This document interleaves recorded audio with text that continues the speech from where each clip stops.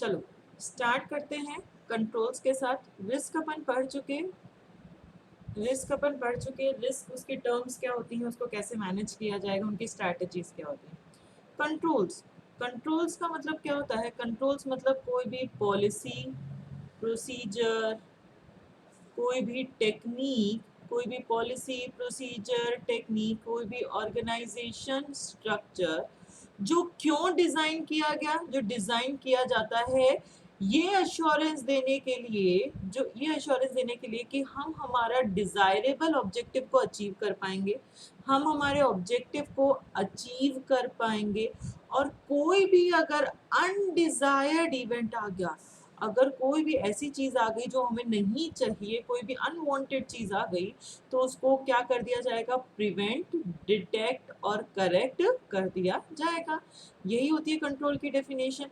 तो कंट्रोल्स मतलब क्या होता है? कंट्रोल्स मतलब कोई भी पॉलिसीज, कोई भी प्रोसीजर्स, कोई भी टेक्निक्स, कोई भी ऑर्गेनाइजेशन स्ट्रक्चर जो डिजाइन किया जाता है ये अश्योरेंस देने के लिए कि आप अपना डिजायरेबल ऑब्जेक्टिव अचीव कर सकते हैं।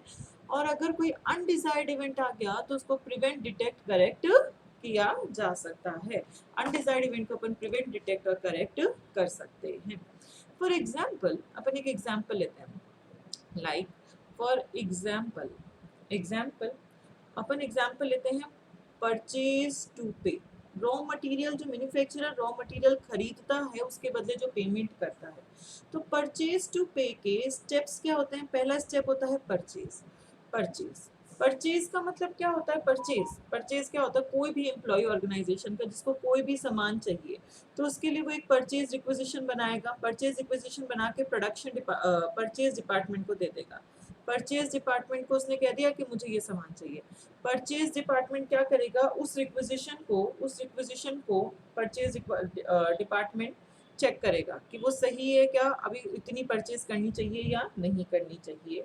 तो उसके बाद जो परचेज ऑर्डर जनरेट हुआ, जो फिर उसके बाद अगर वो अप्रूवल हो गया, परचेज रिक्विजिशन का अप्रूवल हो गया, तो एक परचेज ऑर्डर जनरेट होता है। वो परचेज ऑर्डर आप मैन्युअली बनाकर कि आपको क्या क्या खरीदना है, फिर उसको कंप्यूटर सिस्टम में इनपुट कर सकते हो, या उसको डायरेक्टली कंप्यूटर सिस्टम उसको रेज कर सकता है। ये जो परचेज ऑर्डर है कि हमें क्या खरीदना है, किससे खरीदना है, कब खरीदना है, कितनी क्वांटिटी में खरीदना है, क्या प्राइस होगी, ये सारी बातें आप मैन्युअली बनाकर फिर उसको कंप्यूटर में इंसर्ट कर सकते हो, या डायरेक्टली कंप्यूटर सिस्टम में उसको इंसर्ट किया जा सकता है, डायरेक्टली कंप्यूटर सिस्टम उसको रेज कर सकता है। नेक्स्ट स्टेप परचेज ऑर्डर बन गया, उसके बाद गुड्स रिसीट में क्या होता है कि जो परचेज ऑर्डर आपने बनाया है, ये परचेज ऑर्डर आप किसको देते हो? वेंडर को देते हो। वेंडर वेंडर कौन है? जो मुझे सामान डिलीवर करेगा, जो मुझे सारे गुड्स एंड सर्विसेज डिलीवर करेगा। वो सामान मेरे वेयर हाउस में आ जाता है, जो सामान मैंने मंगवाया था उससे वेयर हाउस में आ गया। वेयर हाउस में आ गया तो उसके साथ एक डिलीवरी नोट आता है कि आपको क्या क्या सामान दिया गया है। आप चेक करोगे सामान सही आया है नहीं आया, उसकी सही क्वालिटी है या नहीं, और अगर कोई अनफिट आइटम है, कोई भी खराब आइटम है, तो उसको आप क्या कर देते हो? रीसेंड कर देते हो, उसको दोबारा से सप्लायर को दे देते हो, उसको रिटर्न कर देते हो, अनफिट आइटम को रिटर्न कर देते हो। और जो सामान मिला है आपको उसके बदले आप क्या बनाते हो? गुड रिसीट्स नोट्स बनाते हो। अब ये जो गुड रिसीट नोट बनाया, इसमें सब लिखा हुआ रहेगा कि आपने क्या क्या क्या सामान आपको रिसीव हुआ है, क्या क्या रिसीव नहीं हुआ। ये गुड रिसीट्स नोट्स आप मैन्युअली भी बना सकते हैं, या फिर ये डायरेक्टली कंप्यूटर भी रेज कर सकता है। मैन्युअली बनाकर फिर कंप्यूटर में उसको इनपुट कर सकते हैं, या डायरेक्टली कंप्यूटर इसको रेज कर सकता है। गुड रिसीट नोट को डायरेक्टली कंप्यूटर रेज कर सकता है। ठीक है। देन थर्ड स्टेप क्या होती है अपन को पता है, that is invoice processing. Invoice मतलब बिल। कौन बनाकर देगा बिल आपको? जो सप्लायर्स हैं, जो वेंडर है, वेंडर क्या कर देगा? बिल जनरेट करेगा, और बिल किसको दे देगा? अकाउंट्स पेबल डिपार्टमेंट को बिल पास कर देगा पेमेंट के लिए। फिर उसके बाद अकाउंट्स पेबल डिपार्टमेंट क्या करेगा? उसका पेमेंट करेगा। अकाउंट्स पेबल डिपार्टमेंट का काम क्या है? पेमेंट करने का काम। पेमेंट करने के लिए अकाउंट्स पेबल डिपार्टमेंट चेक करेगा परचेज ऑर्डर को, गुड्स रिसीट नोट को, एंड वेंडर का जो इनवॉइस वेंडर ने दिया, इन तीन चीजों को देखेगा। इनमें कोई मिसमैच नहीं है, मतलब जो मैंने ऑर्डर किया था उतना ही सामान मुझे मिला, उतने का ही बिल वेंडर ने बना कर दिया, उनमें कोई मिसमैच नहीं है। तो जो आपके अग्रीड टर्म्स थे, जो भी आपके अग्रीड टर्म्स थे कि इतना इतने टाइम पे अपन ने डिसाइड किया था कि इतने टाइम उनको पेमेंट कर देंगे, तो अग्रीड टर्म्स के अकॉर्डिंग उनको पेमेंट कर दिया जाता है। तो ये तो अपन पढ़ चुके, परचेज टू पे कैसा प्रोसीजर चलता है। अब कंट्रोल्स, कंट्रोल्स कैसे बनाए जाते हैं? कंट्रोल्स आप किस तरीके से चीजों को इम्प्लीमेंट करते हैं according to the mode of implementation, according to the mode of implementation, according to the mode of implementation, किस तरीके से कैसे इम्प्लीमेंट करना है। कंट्रोल्स आपके तीन तरीके के होते हैं, मैनुअल कंट्रोल्स हो सकते हैं, ऑटोमेटेड कंट्रोल्स हो सकते हैं, एंड सेमी ऑटोमेटेड कंट्रोल्स भी हो सकते हैं। तो मैनुअल कंट्रोल्स, मैनुअल मतलब हर काम आप खुद चेक कर रहे हो मशीन की जगह, लाइक गुड्स रिसीट नोट, सामान जो है उसको भी खुद चेक कर रहे हो, इनवॉइस जो वेंडर ने जो इनवॉइस बना कर दिया उसको भी अपन खुद मैनुअली चेक कर रहे हैं, that is known as manual controls. Automated controls, ये गुड्स रिसीट नोट और ये वेंडर का इनवॉइस, ये डायरेक्टली, ये purchase order directly computer raise कर रहा है, ऑटोमेटिक ये काम रेज हो रहा है, अपन मैनुअली नहीं कर रहे, उसको कहते हैं ऑटोमेटेड कंट्रोल्स। और semi automated controls, semi automated controls क्या होते हैं, लाइक गुड रिसीट नोट का काम तो अपन कंप्यूटर खुद ही चेक कर रहा है कि कंप्यूटर ने चेक कर लिया, और जो वेंडर का इनवॉइस है वो अपन मैनुअली चेक कर रहे हैं कि उसने सही बिल बनाकर दिया है नहीं दिया, सही चीजों का अपन को पेमेंट करना है या नहीं करना। ठीक है, तो सेमी ऑटोमेटेड का मतलब क्या होता है, कुछ काम तो आप खुद करोगे और कुछ काम कंप्यूटर ऑटोमेटिकली कर देगा। तो according to the mode of implementation, किस तरीके से कैसे इम्प्लीमेंट करते हो, तीन तरह के कंट्रोल्स होते हैं, manual, automated and semi automated. Manual का मतलब क्या होता है कि हर काम आप खुद कर रहे हो, ऑटोमेटेड का मतलब हर काम मशीन कर रही है, और सेमी ऑटोमेटेड का मतलब कुछ काम आप खुद कर रहे हो और कुछ काम आपकी मशीन कर रही है। ठीक है,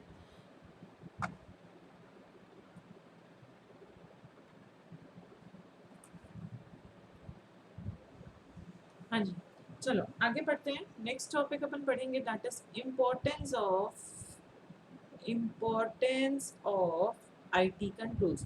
इंफॉर्मेशन टेक्नोलॉजी पे जो कंट्रोल्स लगाए जाते हैं उसकी क्या इंपॉर्टेंस है, किस तरीके का कंट्रोल लगाना है, किस तरीके का कंट्रोल कहाँ लगाना है, ये किसकी रिस्पॉन्सिबिलिटी होती है, मैनेजमेंट की रिस्पॉन्सिबिलिटी होती है। जो मैनेजमेंट होता है, रिस्पॉन्सिबिलिटी ऑफ मैनेजमेंट, क्या रिस्पॉन्सिबिलिटी होती है, implementing right type of control. Right type of control, किस तरीके का कंट्रोल कहाँ लगाना है, ये किसकी रिस्पॉन्सिबिलिटी होती है, ये मैनेजमेंट की रिस्पॉन्सिबिलिटी होती है। Implementing right type of control, किस तरीके का कंट्रोल कहाँ लगाना है, ये किसकी रिस्पॉन्सिबिलिटी है, ये मैनेजमेंट की रिस्पॉन्सिबिलिटी है। कंट्रोल क्या होता है, क्लियर पॉलिसी प्रोवाइड करवाता है। कंट्रोल्स क्या होते हैं, जो क्लियर पॉलिसी देते हैं जिसकी हेल्प से आप अपना ऑर्गेनाइजेशन का जो ऑब्जेक्टिव है वो अचीव कर सकते हैं। कंट्रोल्स क्लियर पॉलिसी प्रोवाइड करवाते हैं। बेसिकली कंट्रोल जो होते हैं वो डुअल परफॉर्म करते हैं, दो काम करते हैं। क्या, एक तो ऑर्गेनाइजेशन के ऑब्जेक्टिव को अचीव करने में हेल्प करते हैं जितने भी कंट्रोल्स लगाए जाते हैं। और क्यों लगाते हो कंट्रोल्स, जो रिस्क है उसको मिटिगेट मतलब उसको कम करने के लिए आप कंट्रोल्स लगाते हो। तो कंट्रोल्स ऑर्गेनाइजेशन दो काम करते हैं किसी भी ऑर्गेनाइजेशन में, एक तो ऑर्गेनाइजेशन का ऑब्जेक्टिव अचीव करने में हेल्प करेंगे, और एक जो रिस्क आ रहा है उसको मिटिगेट, उसको कम करने में हेल्प करते हैं। कंट्रोल्स जो होते हैं वो रिलायबिलिटी और एफिशिएंसी प्रोवाइड करवाते हैं ऑर्गेनाइजेशन में, कि जो भी इंफॉर्मेशन आपको मिल रही है, जो भी काम हो रहा है वो रिलायबल सही काम हो रहा है, उसमें कोई गलतियां नहीं है, एरर्स नहीं है, एंड एफिशिएंटली मतलब मैक्सिमम एफिशिएंसी के साथ काम हो रहा है। तो कंट्रोल्स जो होते हैं वो रिलायबिलिटी एंड एफिशिएंसी प्रोवाइड करवाते हैं। ठीक है, then applying IT controls, applying IT controls, basically दो तरीके के आईटी कंट्रोल्स होते हैं। एक तो होते हैं आपके जनरल कंट्रोल्स, एक होते हैं आपके एप्लीकेशन कंट्रोल्स। थोड़ा थोड़ा पढ़ चुके हैं इनके बारे में अपन पहले भी, general controls and application controls. क्या होते हैं जनरल कंट्रोल्स, क्या होते हैं आपके एप्लीकेशन कंट्रोल। जनरल कंट्रोल जो हर जगह पे लगेंगे, जो हर सिस्टम के हर पार्ट पे लगेंगे, तो ये मैक्रो इन नेचर है। मैक्रो मतलब हर जगह पे जो कंट्रोल्स लगे उनको जनरल कहते हैं। एप्लीकेशन कंट्रोल जो एक स्पेसिफिक एप्लीकेशन पे जो कंट्रोल्स लगे हुए होंगे, स्पेसिफिक एप्लीकेशन सॉफ्टवेयर पे जो कोई कंट्रोल लगा हुआ रहेगा, उसी को एप्लीकेशन कंट्रोल्स कहते हैं। तो फर्स्ट अपन पढ़ेंगे जनरल कंट्रोल्स। फर्स्ट अपन पढ़ेंगे जनरल कंट्रोल्स। जनरल कंट्रोल्स को आईटीजीसी भी बोला जाता है। आईटीजीसी का मतलब information technology, information technology general control. ITGC information technology general control. Information technology general control IT के तो कंट्रोल्स हैं, इसलिए इसका नाम क्या हो गया आईटीजीसी। इसको और क्या बोला जाता है जनरल कंट्रोल्स को? इंफ्रास्ट्रक्चर, इंफ्रास्ट्रक्चर कंट्रोल्स भी बोल सकते हो। जनरल कंट्रोल्स को आप इंफ्रास्ट्रक्चर कंट्रोल्स भी बोला जा सकता है। एंड ये परवेसिव इन नेचर होते हैं। परवेसिव इन नेचर, परवेसिव मतलब हर जगह पे लगे हुए रहेंगे। सिस्टम के ऑल कंपोनेंट्स पे ये कंट्रोल लगे हुए रहेंगे। ऑल कंपोनेंट्स पे लगाने, सिस्टम के हर पार्ट पे, हर प्रोसेस पे, हर जगह पे ये कंट्रोल्स लगे रहते हैं। सिस्टम के हर डेटा पे ये कंट्रोल्स लगे हुए रहेंगे। तो ये जनरल कंट्रोल्स कैसे होते हैं? आपके परवेसिव इन नेचर होते हैं। परवेसिव मतलब हर जगह प्रेजेंट है, हर सिस्टम पे ये कंट्रोल्स लगे हुए होंगे। कुछ बेसिक कंट्रोल्स होते हैं, उनको अपन जनरल कंट्रोल्स कह देते हैं। जनरल कंट्रोल्स कौन से होते हैं? पहला, first general control that is information security policy. Information security policy कि आपकी इंफॉर्मेशन, जितनी भी ऑर्गेनाइजेशन में इंफॉर्मेशन है वो सब सिक्योर्ड होनी चाहिए। इस चीज से जो पॉलिसी बनाते हो, तो जो आपने इंफॉर्मेशन सिक्योरिटी पॉलिसी बनाई, ये जो पॉलिसी है इसको कौन अप्रूव करेगा? इसको, ये policy should be approved by senior manager. Senior manager approve करेगा इस पॉलिसी को। एंड इस पॉलिसी के अंदर ऑर्गेनाइजेशन के सारे ऑपरेशन एरियाज इंक्लूडेड होंगे। सारे ऑपरेशन एरियाज इंक्लूडेड होंगे मतलब हर ऑपरेशन, जहां जहां वर्किंग हो रही है, हर जगह की इंफॉर्मेशन सिक्योर्ड होनी चाहिए। पूरी ऑर्गेनाइजेशन में जहां जहां इंफॉर्मेशन ट्रैवल कर रही है, जो भी इंफॉर्मेशन ट्रैवल कर रही है वो सिक्योर्ड होनी चाहिए। इस पॉलिसी में लिखा हो रहेगा। जो भी इंफॉर्मेशन स्टेक होल्डर्स के बीच में ट्रैवल कर रही है वो सारी इंफॉर्मेशन सिक्योर्ड होनी चाहिए। तो इस पॉलिसी को कौन अप्रूव करेगा? सीनियर मैनेजर, चाहे कोई भी तरीके का सिस्टम हो। ये जो पॉलिसी है ये हर तरह की इंफॉर्मेशन की बात करती है। जितना ऑपरेशन, जहाँ जहाँ काम हो रहा है, जहाँ जहाँ इंफॉर्मेशन ट्रैवल हो रही है, जो जो स्टेक होल्डर्स के साथ इंफॉर्मेशन शेयर करो, सारी की सारी इंफॉर्मेशन आपकी क्या होनी चाहिए? यहाँ पे सिक्योर्ड होनी चाहिए। That is information security policy. Next है इसके अंदर that is administration, administration access and authentication. Administration access and authentication, administration access and authentication. Administration, जो आपने सिक्योरिटी, जो भी आपका जनरल सिस्टम है, इसके अंदर प्रॉपर एडमिनिस्ट्रेशन होना चाहिए, प्रॉपर पॉलिसीज होनी चाहिए, प्रॉपर प्रोसीजर होने चाहिए। पॉलिसी प्रोसीजर्स किस चीज के लिए?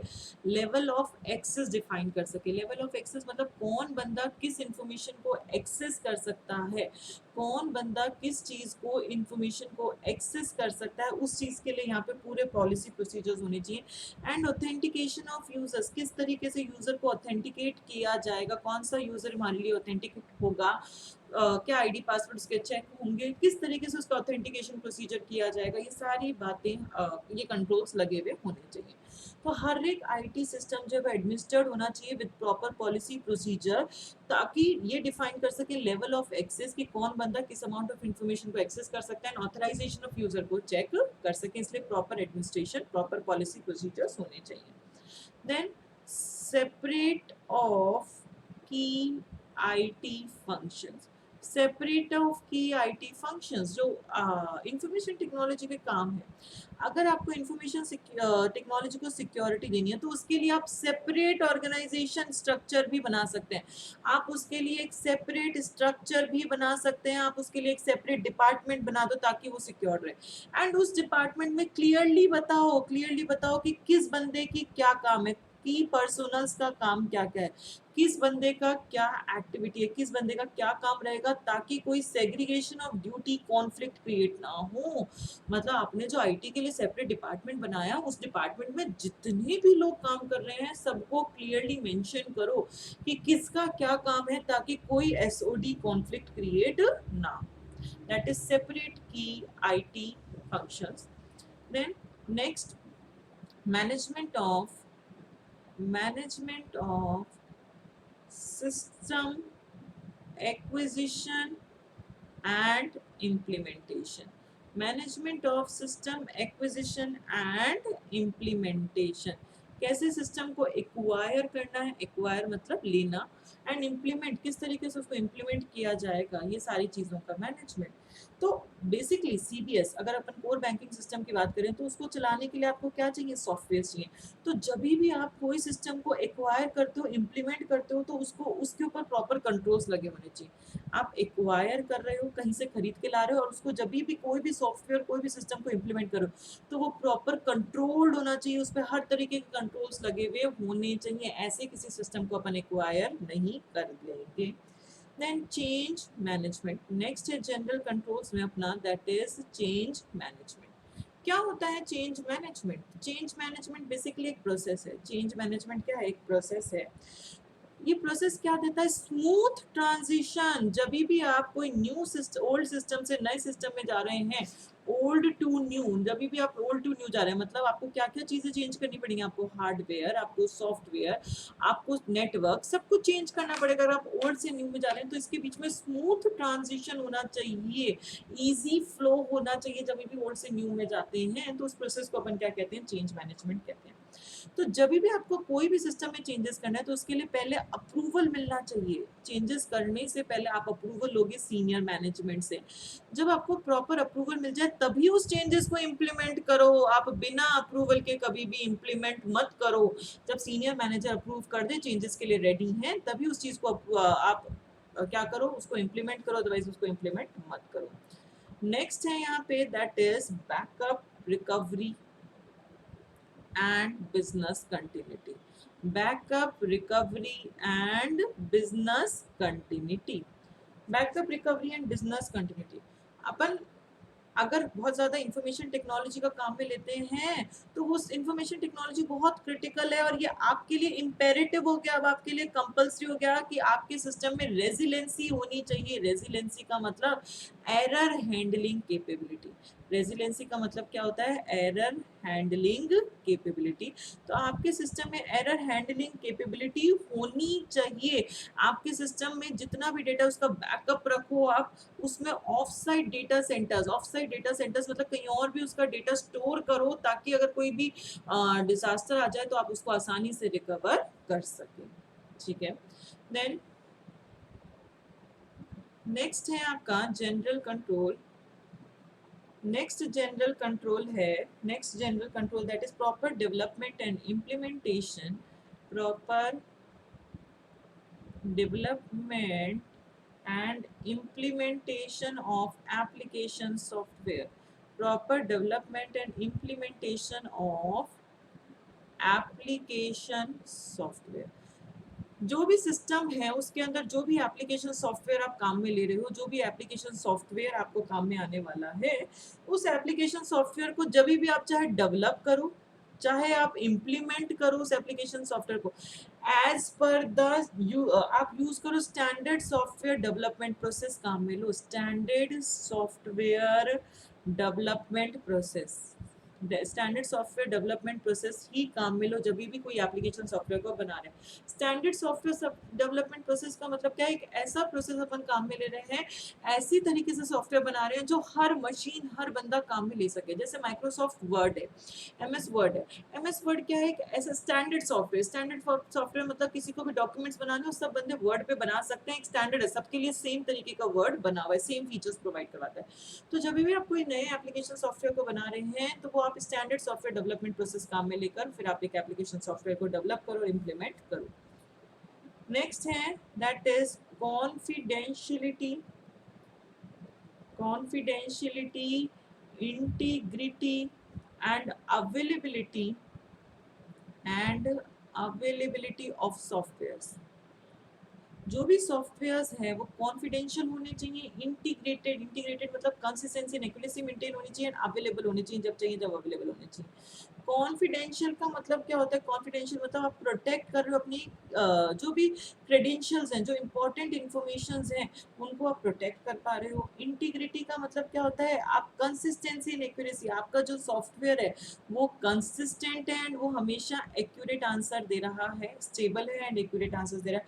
अवेलेबिलिटी, अवेलेबिलिटी का मतलब जब भी उस सॉफ्टवेयर से आपको कोई भी इंफॉर्मेशन चाहिए, यूजर को जब भी कोई इंफॉर्मेशन चाहिए तब इंफॉर्मेशन उसके पास अवेलेबल हो। वो सॉफ्टवेयर यूजर को जब भी उस सॉफ्टवेयर से कोई इंफॉर्मेशन चाहिए, वो सॉफ्टवेयर यूजर को वो इंफॉर्मेशन प्रोवाइड करवा सके।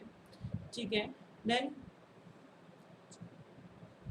नेक्स्ट तरीके के जनरल कंट्रोल्स हैं आपके, that is incident response and management. Incident कोई आ गया, इंसिडेंट क्या होता है? अगर कोई भी आईटी में फेलियर हो गया, अगर इंफॉर्मेशन टेक्नोलॉजी में कोई फेलियर हो गया, उसकी वजह से जो अकर होता है उसी को इंसिडेंट कहते हैं। तो उसकी वजह से बहुत सारे इंसिडेंट्स अकर होते हैं। तो जब भी कोई इंसिडेंट अकर हो रहा है because of the failure of IT, तो उस इंसिडेंट को आप प्रॉपर्ली रिस्पॉन्ड करो, आप प्रॉपर्ली मैनेज करो, आप प्रॉपर्ली रिस्पॉन्ड करो, प्रॉपर्ली मैनेज करो as per the predefined policies procedures. जो पहले से पॉलिसी प्रोसीजर्स डिफाइंड है उसके अकॉर्डिंग, पहले से जो पॉलिसी प्रोसीजर डिफाइंड है उसके अकॉर्डिंग कोई भी इंसिडेंट आके उसको रिस्पॉन्ड करना चाहिए और उसको मैनेज करना चाहिए। नेक्स्ट तरीके के जनरल कंट्रोल्स हैं, that is monitoring of applications, monitoring of applications and supporting servers, monitoring of applications and supporting servers. Monitor, ध्यान रखो एप्लीकेशंस को, जो सर्वर्स हैं उनका मॉनिटर करो, उनको मॉनिटर करो। तो जितने भी सर्वर्स हैं, जितने भी सर्वर्स हैं, जितनी भी एप्लीकेशंस उन सर्वर्स पे काम करती हैं, जितने भी आपके नेटवर्क कनेक्शंस हैं, आप ये ध्यान रखोगे कि जितने भी आपके सर्वर्स हैं, एप्लीकेशंस हैं, नेटवर्क कनेक्शंस हैं, ये सब कंटिन्यू काम करने चाहिए। इनके काम में कहीं कोई रुकावट, कहीं कोई दिक्कत नहीं आनी चाहिए। इनकी वर्किंग जो है वो कंटिन्यू वे में इनकी वर्किंग होती रहनी चाहिए। नेक्स्ट तरीके के आपके जनरल कंट्रोल्स हैं, that is value added areas of SLA, value added areas of service level agreement. तो जो सर्विस लेवल एग्रीमेंट आपने वेंडर से लिया है, जो भी सर्विस लेवल एग्रीमेंट आपका वेंडर से साइन हुआ है, उसको आप टाइम टू टाइम रिव्यू करते रहो, ये देखने के लिए वेंडर मुझे वो सारी सर्विसेज दे रहा है ना जो सर्विस लेवल एग्रीमेंट में लिखी हुई है, एंड सब सर्विसेज का परफॉर्मेंस अच्छी है या खराब है। ये सारी चीज़ों के लिए आप जो भी आपका सर्विस लेवल एग्रीमेंट है, जो वेंडर के साथ आपने सर्विस लेवल एग्रीमेंट साइन किया, उसको टाइम टू टाइम आप रिव्यू करते रहो कि वेंडर मुझे अच्छी क्वालिटी की सर्विसेज दे रहा है, नहीं दे रहा है, जितनी सर्विसेज उसने कहा था उतनी सारी सर्विसेज वो मुझे दे रहा है, नहीं दे रहा। नेक्स्ट तरीके के आपके जनरल कंट्रोल्स हैं, last, that is user training and qualification, user training and qualifications of operations personal. Operations personal, operation मतलब जो एक्चुअल काम कर रहे हैं, तो जो लोग काम कर रहे हैं, जो भी पर्सनल आईटी इंफॉर्मेशन टेक्नोलॉजी पे काम कर रहे हैं, उनको पास प्रॉपर ट्रेनिंग होनी चाहिए, proper skills, proper required skill set, proper qualified होने चाहिए अगर उस पर काम करना है। तो आप ये मॉनिटर करोगे कि उन लोगों के पास प्रॉपर स्किल्स है या नहीं है, जितने भी लोग ऑपरेट कर रहे हैं, जितने भी लोग काम करने वाले, उनके पास प्रॉपर स्किल्स है या नहीं है। तो ये सारे जनरल कंट्रोल्स होते हैं, फटाफट गो थ्रू करते हैं क्या है। जनरल कंट्रोल्स, जनरल कंट्रोल्स को information technology general controls, ITGC भी बोला जा सकता है। ये बेसिकली इंफ्रास्ट्रक्चर कंट्रोल्स होते हैं, परवेसिव इन नेचर है, हर जगह प्रेजेंट है, सिस्टम के हर कंपोनेंट प्रोसेस डेटा पे प्रेजेंट है। बहुत सारे तरह के जनरल कंट्रोल्स होते हैं, like information security policy. Information security policy, यहाँ पे बेसिकली जो भी सिक्योरिटी पॉलिसी उसको अप्रूव कौन करेगा? Senior manager. उस पॉलिसी में सारी इंफॉर्मेशन इंक्लूडेड होगी, हर इंफॉर्मेशन की सिक्योरिटी देनी है, हर एक जहाँ पे भी ऑपरेशन एरियाज है वहाँ की इंफॉर्मेशन की सिक्योरिटी की बात की जाएगी, जो भी इंफॉर्मेशन आपकी पूरी ऑर्गेनाइजेशन में ट्रैवल करिए वहाँ की सिक्योरिटी की बात की जाएगी, और जो भी इंफॉर्मेशन आप स्टेक होल्डर्स के साथ शेयर कर रहे हैं वहाँ की इंफॉर्मेशन की बात करी जाएगी। Then administration, access and authentication. जो इंफॉर्मेशन टेक्नोलॉजी वो एडमिनिस्टर्ड होती है विद द पॉलिसी प्रोसीजर्स। किस चीज के लिए पॉलिसी प्रोसीजर बनाए गए कि लेवल ऑफ एक्सेस, कौन बंदा किस इंफॉर्मेशन को एक्सेस कर सकता है, and authentication of user, user का ऑथेंटिकेशन चेक कैसे किया जाएगा। सेपरेशन ऑफ की आईटी फंक्शंस, अगर आईटी जो सिक्योरिटी देनी है आईटी डिपार्टमेंट को तो उसको सेपरेट स्ट्रक्चर बना दो और क्लियरली बताओ किस बंदे का क्या काम रहेगा ताकि कोई एसओडी कॉन्फ्लिक्ट क्रिएट ना हो। Management of system acquisition and implementation, जब भी कोई सॉफ्टवेयर आप एक्वायर इम्प्लीमेंट करो उस पर प्रॉपर कंट्रोल्स लगे हुए होने चाहिए। नेक्स्ट है change management. Change management basically एक प्रोसेस है, क्यों स्मूथ ट्रांजिशन हो सके ओल्ड से न्यू सिस्टम में, हार्डवेयर सॉफ्टवेयर नेटवर्क इन सबके बीच में एक स्मूथ ट्रांजिशन हो सके। तो चेंजेस करने से पहले हमेशा पहले परमिशन लो सीनियर मैनेजर से, अगर वो अप्रूव कर दें तभी उसको इम्प्लीमेंट करो, अदरवाइज इम्प्लीमेंट मत करो, नहीं प्रॉब्लम हो जाएगी आगे जाकर। Backup recovery and business continuity, जब आप टेक्नोलॉजी पे बहुत ज़्यादा डिपेंड करते हैं तो आपका सिस्टम बहुत कॉम्प्लेक्स हो जाता है, तो आपके लिए कंपलसरी है कि आपके पास रेजिलेंसी होनी चाहिए, एरर हैंडलिंग कैपेबिलिटी होनी चाहिए, हर चीज़ का बैकअप होना चाहिए, ऑफ साइट डेटा सेंटर्स पे डेटा स्टोर करोगे ताकि कुछ डिजास्टर हो जाए तो उसको रिकवर कर सकें। Then proper development and implementation of application software, आप कोई भी एप्लीकेशन सॉफ्टवेयर डेवलप इम्प्लीमेंट करो तो वो as per the standard software development process, standard process के अकॉर्डिंग डेवलप करोगे। Confidentiality, integrity and availability of software. Confidentiality मतलब आप अपनी क्रेडेंशियल्स को प्रोटेक्ट कर रहे हैं, इंटीग्रिटी मतलब कंसिस्टेंसी एंड एक्यूरेसी प्रोवाइड करवा रहे हैं, एंड अवेलेबिलिटी का मतलब यूजर को जब जो इन्फॉर्मेशन चाहिए तब उसको वो इन्फॉर्मेशन अवेलेबल है। Then incident response and management, अगर कोई आईटी में फेलियर हो गया उसकी वजह से जो इंसिडेंट हो रहा है उसको प्रॉपर्ली रिस्पॉन्ड करो, प्रॉपर्ली मैनेज करो as per the predefined policies and procedures. Monitoring of application supporting servers application network connection, जो भी काम कर रहे हैं वो आप ध्यान रखो कि सब कुछ कंटिन्यू काम होना चाहिए, काम नहीं रुकना चाहिए। Value added areas of service level agreements, जो भी वेंडर्स के साथ आपने सर्विस लेवल अग्रीमेंट बनाया है उसको आप रिव्यू कर कर देखोगे कि वेंडर मुझे वो सारी सर्विसेज दे रहा है, नहीं दे रहा है, अच्छा तरीके से परफॉर्म कर रहा है या नहीं कर रहा। User training and qualification of operations personnel, जो भी लोग काम करने वाले हैं आईटी पे वो प्रॉपर क्वालिफाइड प्रॉपर ट्रेंड बंदे होने चाहिए, प्रॉपर स्किल्स होनी चाहिए, इन चीज को मॉनिटर करेंगे कि हर बंदे के पास प्रॉपर रिक्वायर्ड स्किल सेट है या नहीं है। तो ये सारे आपके जनरल कंट्रोल्स हैं जो हर सिस्टम पे लगाए जाते हैं, ठीक है। देन नेक्स्ट तरीके के अपने कंट्रोल्स थे, नेक्स्ट तरीके के अपने कंट्रोल्स थे that is application controls. Application controls क्या होते हैं, जो एक स्पेसिफिक एप्लीकेशन पे लगाए जाते हैं, एक स्पेसिफिक एप्लीकेशन सॉफ्टवेयर पे जो कंट्रोल्स लगाओगे उसको अपन क्या कह देते हैं, एप्लीकेशन कंट्रोल्स कह देते हैं। ये जो कंट्रोल्स होते हैं ये बिल्ट इन होते हैं, बिल्ट इन मतलब उसी के अंदर लगे हुए हैं, उसी एप्लीकेशन सिस्टम के अंदर लगे हुए हैं ताकि उस एप्लीकेशन सॉफ्टवेयर को वो क्या बना सके, ऑथराइज बना सके, कंप्लीट, वो application software complete and accurately काम कर सके, इसीलिए एप्लीकेशन कंट्रोल्स लगाए जाते हैं। फॉर एग्जाम्पल कौन से एप्लीकेशन कंट्रोल्स आप लगा सकते हो, लाइक आप कह सकते हो कि आपने कंट्रोल लगा रखा है कि विड्रॉ जो करेगा बंदा वो एक लिमिट तक ही विड्रॉ कर सकता है, उसके आगे विड्रॉ नहीं कर सकता। हम जो ट्रांजेक्शन रिकॉर्ड करेंगे वो आज की तारीख आज की डेट का ही रिकॉर्ड करेंगे, पुरानी डेट का ट्रांजेक्शन रिकॉर्ड नहीं करेंगे, ये सारे कंट्रोल्स लगा सकते हैं। डेटा एडिट का कंट्रोल लगा सकते हो, डेटा एडिट मतलब इस चीज में मॉडिफिकेशन, इस फील्ड में मॉडिफिकेशन करने की परमिशन किसको है किसको नहीं, फील्ड में कि इस फील्ड की परमिशन तो इस बंदे को है, इस फील्ड की परमिशन इस बंदे को है, ये सारे आप कंट्रोल्स लगा सकते हो।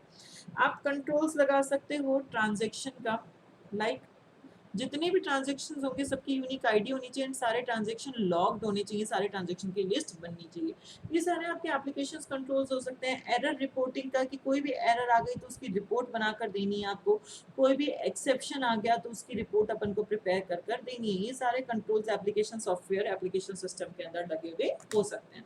तो एप्लीकेशन कंट्रोल्स क्या होते हैं, जो किसी भी एप्लीकेशन के लिए स्पेसिफिक कंट्रोल्स होते हैं उन्हीं को एप्लीकेशन कंट्रोल्स कहा जाता है।